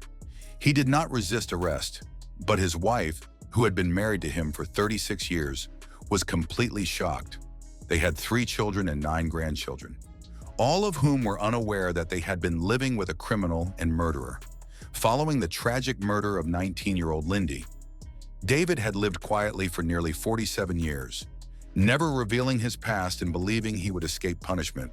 After David was arrested, Lindy's family had a reason to celebrate. Unfortunately, many family members never got to see justice served. Lindy's father died in 2000, and her mother followed in 2007. Her husband, Philip, was still alive and had remarried around 1990. Even though he hadn't initially planned to, he wanted to honor Lindy's hopes for him by finishing college, attending graduate school, and becoming an artist, which he accomplished. Eventually, he was able to let go of the tragedy and move forward with his life. The day after David's arrest, the police held a press conference announcing that they considered the case of Lindy Beechler's murder closed. Friends and family of David struggled to believe he was involved, thinking there must have been a misunderstanding. However, it's painful to acknowledge that this man evaded consequences for his actions for nearly 50 years, living as if nothing had happened after taking a young woman's future. Years went by, but the police never forgot about the case and continuously worked to solve it. Eventually, justice was served. David Sinopoli was taken into custody without the option for bail. Initially, he strongly denied any connection to Beechler's death, but as the trial date approached, he changed his mind and agreed to a plea deal. On October 19, 2023, 48 years after the crime, David Sinopoli pleaded guilty to third-degree murder, aggravated assault, and burglary. He received a prison sentence of 25 to 50 years. The judge mentioned that considering the defendant's age, this effectively amounted to a life sentence. David never explained why he killed Lindy by brutally stabbing her 19 times and violating her body to fulfill his selfish desires. Lindy and David were neighbors in the same apartment complex, but there is no evidence that they ever interacted prior to the crime. This leaves the true motives behind his actions a mystery, even to the police. It's possible that David was strongly attracted to her and eventually succumbed to his hidden urges. His primal instincts took over, which is why he is now in prison. It was a quiet night in the small town of Mattapalo, Guanacaste, but inside one house, a terrible event was unfolding. A man had just assaulted his partner, while a child nearby attempted to escape. Suddenly, everything went silent. What occurred in that house? And how did the little girl manage to survive? Jessica Duran grew up in Costa Rica. From a young age, she experienced neglect, not because she lacked family, but due to a lack of proper care. Locals often saw her wandering the streets barefoot, unkempt, and hungry, frequently asking for food. She dropped out of school early and soon became involved in addiction. By age 13, she was often seen in local bars, dressed provocatively, smoking marijuana, drinking beer, and seeking clients. When she turned 20, she became pregnant for the first time. Little is known about that child, except that reports indicate the baby was taken in by the paternal grandmother. A year later, Jessica met a man at a bar. He was also using banned substance, and they began a tumultuous relationship. After 3 years, Jessica became pregnant again. However, before the baby was born, he was arrested and imprisoned for attempted homicide. Once again, the paternal grandmother took care of the baby. Despite the man being in prison, their relationship continued. During one conjugal visit, Jessica became pregnant again and gave birth to a daughter. This time, she was able to keep the child. Jessica and her daughter were homeless until an old friend offered them shelter. To support herself, Jessica returned to escort. Jessica then met Dirk Beauchamp, an American who had visited Costa Rica multiple times. He became very attached to her, and they soon moved in together. However, concerns arose when neighbors noticed that Jessica's daughter was being left alone for long periods. Eventually, the couple was evicted and moved to a new home in Matapalo. Jessica's family grew and she had 3 more children. Dirk accepted all 4 children, including Jessica's stepdaughter, and gave them his last name, Beauchamp. The community viewed him as a dedicated father, often seen walking his children to school, taking them to music lessons, and spending afternoons with them in the local plaza. However, Jessica had not changed. She continued to struggle with substance use, leading to noticeable drinking and erratic behavior that concerned neighbors. Meanwhile, the grandmother of her second child filed for child support. Jessica ignored the legal notice and was ultimately imprisoned in 2015 at El Buen Pastor, a women's prison in Costa Rica. While she was in jail, Dirk had to care for all 4 children by himself. Those who knew the family said he faced difficulties and sometimes couldn't provide even basic meals. Social workers from the National Child Welfare Agency came to evaluate the family's situation, but Dirk claimed everything was fine, likely out of fear that the authorities would take the children away. While still in prison, Jessica met a man named Michael Adrian Salmeron Silva. After she was released, she returned home not only pregnant with Michael's child, but also with him by her side. This marked the beginning of a new and tumultuous chapter in Jessica's life. She was open about her relationship with Michael, expressing how deeply in love she was with him, despite their shared struggles with addiction. Michael set up a makeshift living space next to the Beauchamp family home and moved freely between both residences, treating them as one. Even Jessica's mother disapproved of the relationship, which prompted Jessica to cut off all contact with her. Dirk, an older and naturally quiet man who avoids conflict, put up with the situation to remain near his children. He also welcomed Jessica's new baby, her daughter with Michael, into their home. However, as time passed, neighbors started to see a shift in Dirk. His previously warm and lively demeanor diminished. He looked more tired and was visibly affected, both physically and emotionally, by the unstable environment he was living in. On the morning of February 16, 2016 at 8:40 a.m., a social worker from the Costa Rican Social Security Fund arrived at the Beauchamp residence for a routine welfare check. He had visited this home many times to check on the children's health and ensure the family had basic support. However, this time felt different. The house was completely sealed and disturbingly quiet, with vultures circling overhead. Worried, he approached a nearby man who was taking care of livestock and asked if the silence was typical. The man shook his head. The children usually played outside. They moved closer to the fence, and then they heard it, a child crying inside. There were no other sounds, no voices, and no movement. Realizing the urgency of the situation, he quickly called emergency services.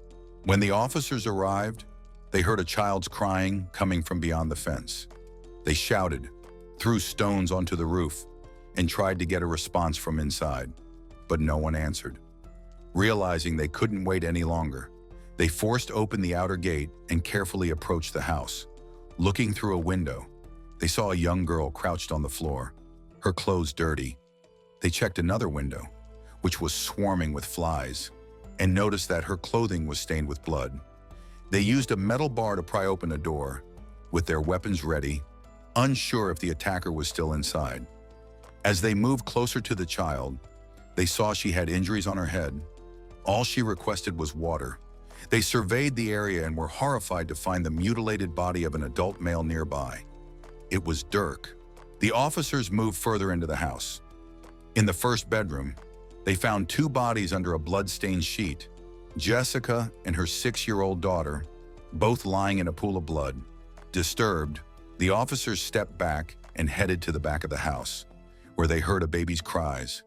In a separate room, they discovered a 6-month-old infant lying alone on a bed. Fortunately, she seemed unharmed. Even though they feared the attacker might still be inside, they continued their investigation. In the bathroom, they found the body of the oldest daughter. She was partially undressed and had multiple injuries. There was still one last room to check. Inside, there was more blood, with streaks and splatters leading to an adjacent bathroom. There, they found a boy's body. The house was silent now.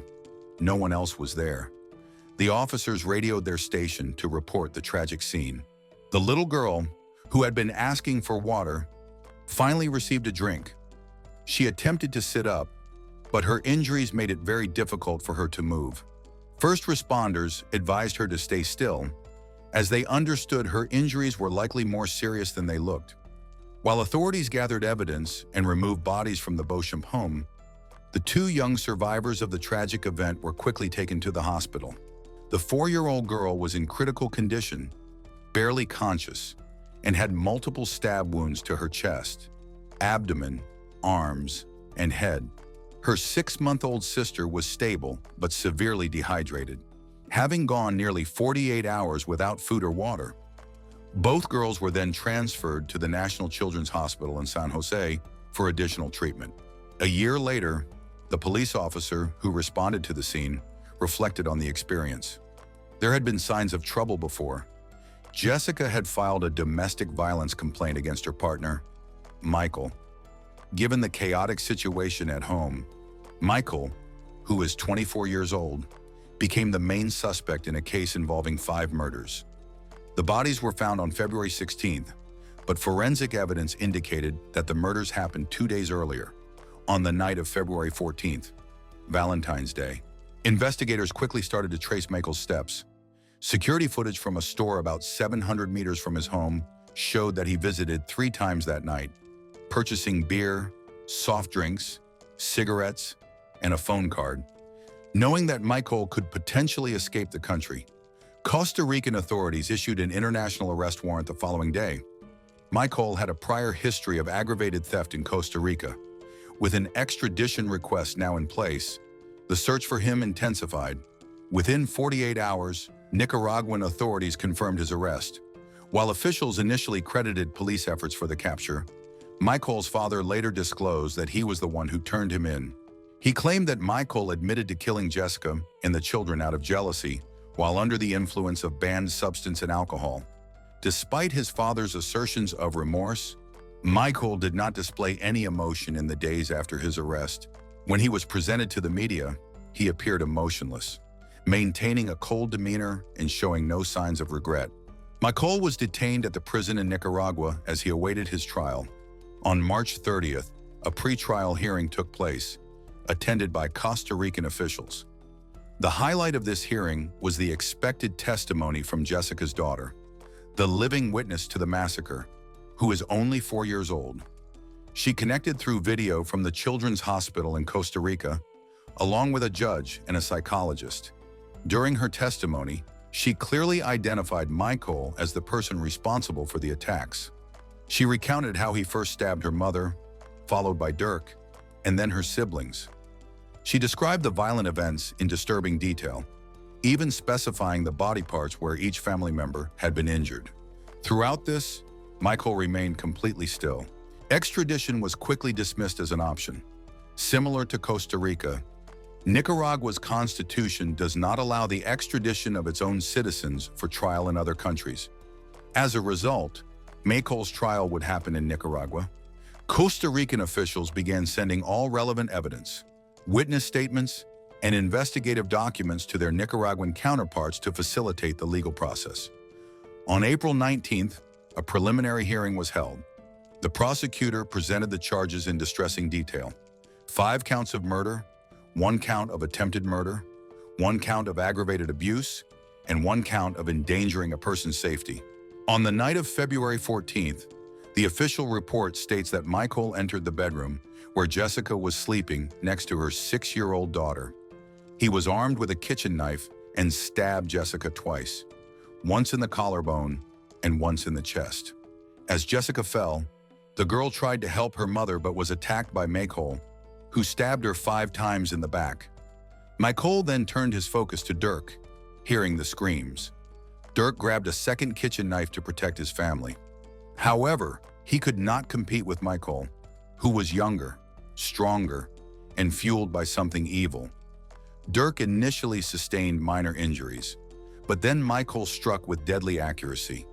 He stabbed Dirk in the left arm, made deep cuts to his neck and side of his head, and delivered 8 brutal blows to his back, another 8 to his chest. In total, Dirk suffered 19 stab wounds that led to his death. Maycole's violent rampage turned into a horrific nightmare.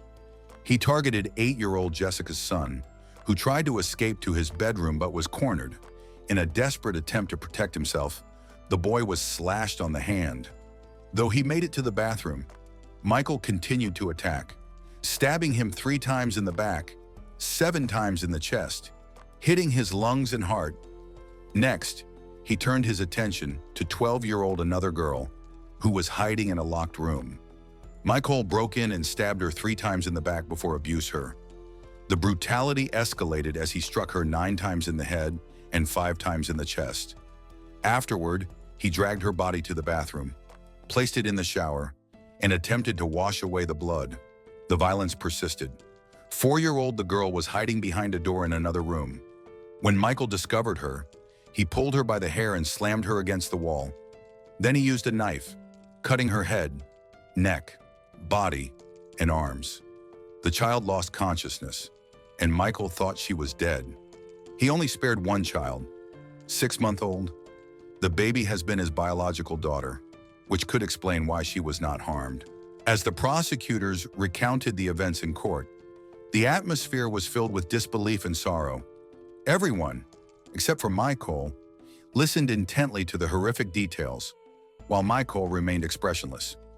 In the meantime, the bodies of Jessica and her children were returned to her family, with Jessica's mother taking responsibility for their burial. Since U.S. authorities could not find any relatives for Dirk, he was buried next to Jessica and her children with her family's permission. The 4-year-old girl faced a challenging path to recovery. A stab wound to her skull had left her partially paralyzed on the left side of her body. She was hospitalized for 3 months, and doctors were hopeful about her physical recovery. However, the emotional scars ran much deeper. She had witnessed her family's brutal murder, endured her own vicious attack, and spent 2 days at the scene before being rescued. The hospital staff affectionately called her the Little Champion as she gradually began to regain her smile and mobility. Like her younger sister, she was placed in a caring, temporary home. Authorities began looking into adoption options, considering keeping the sisters together. Jessica's mother sought custody of the girls, but ultimately, in 2018, Costa Rica's Child Welfare Agency decided that separate adoptions would be in the girls' best interests. They concluded that none of Jessica's family members were equipped to address the girls' complex emotional needs. Given Jessica's own difficult upbringing, officials believed they were making the safest choice for their future. The girls' former home, where the massacre occurred, became a grim landmark. It stood silently, serving as a painful reminder of the tragedy. Locals shared stories of strange occurrences there, including sightings of the family's spirits near the site. Meanwhile, legal proceedings for Maycole were moving forward. On June 10, 2016, a special hearing took place where he admitted to the killings. His defense team requested lighter sentences in exchange for his confession, but prosecutors sought the maximum penalties: 25 years for Jessica's femicide, 30 years for Dirk's murder, 15 years for the girl's abuse, plus 30 years for her murder, 30 years for the boy's murder, 30 years for the girl's murder, 20 years for the attempted murder of the girl, and 3 years for abandoning infant. In total, they requested a sentence of 183 years. On July 16, 2017, more than a year after the tragic massacre, justice was served when Nicaraguan judge sentenced Michael Adrian Salmeron Silva to 183 years in prison, meeting the prosecution's request. For the first time, Michael reacted by bowing his head and tapping his fingers on the table, likely contemplating the lengthy prison term ahead. However, under Nicaraguan law, the maximum prison sentence is 30 years, which means Michael could be released at the age of 55 unless laws change. The town of Matapalo will always remember the children who once filled their plaza with laughter, music, and kindness. Dirk, the American father, sacrificed everything to protect the children he loved and died alongside them. Following the tragedy, a debate emerged over who was responsible. Was it solely Michael, the decisions made by Jessica, the impact of banned substance and alcohol, or a broader cycle of neglect and violence that spiraled out of control?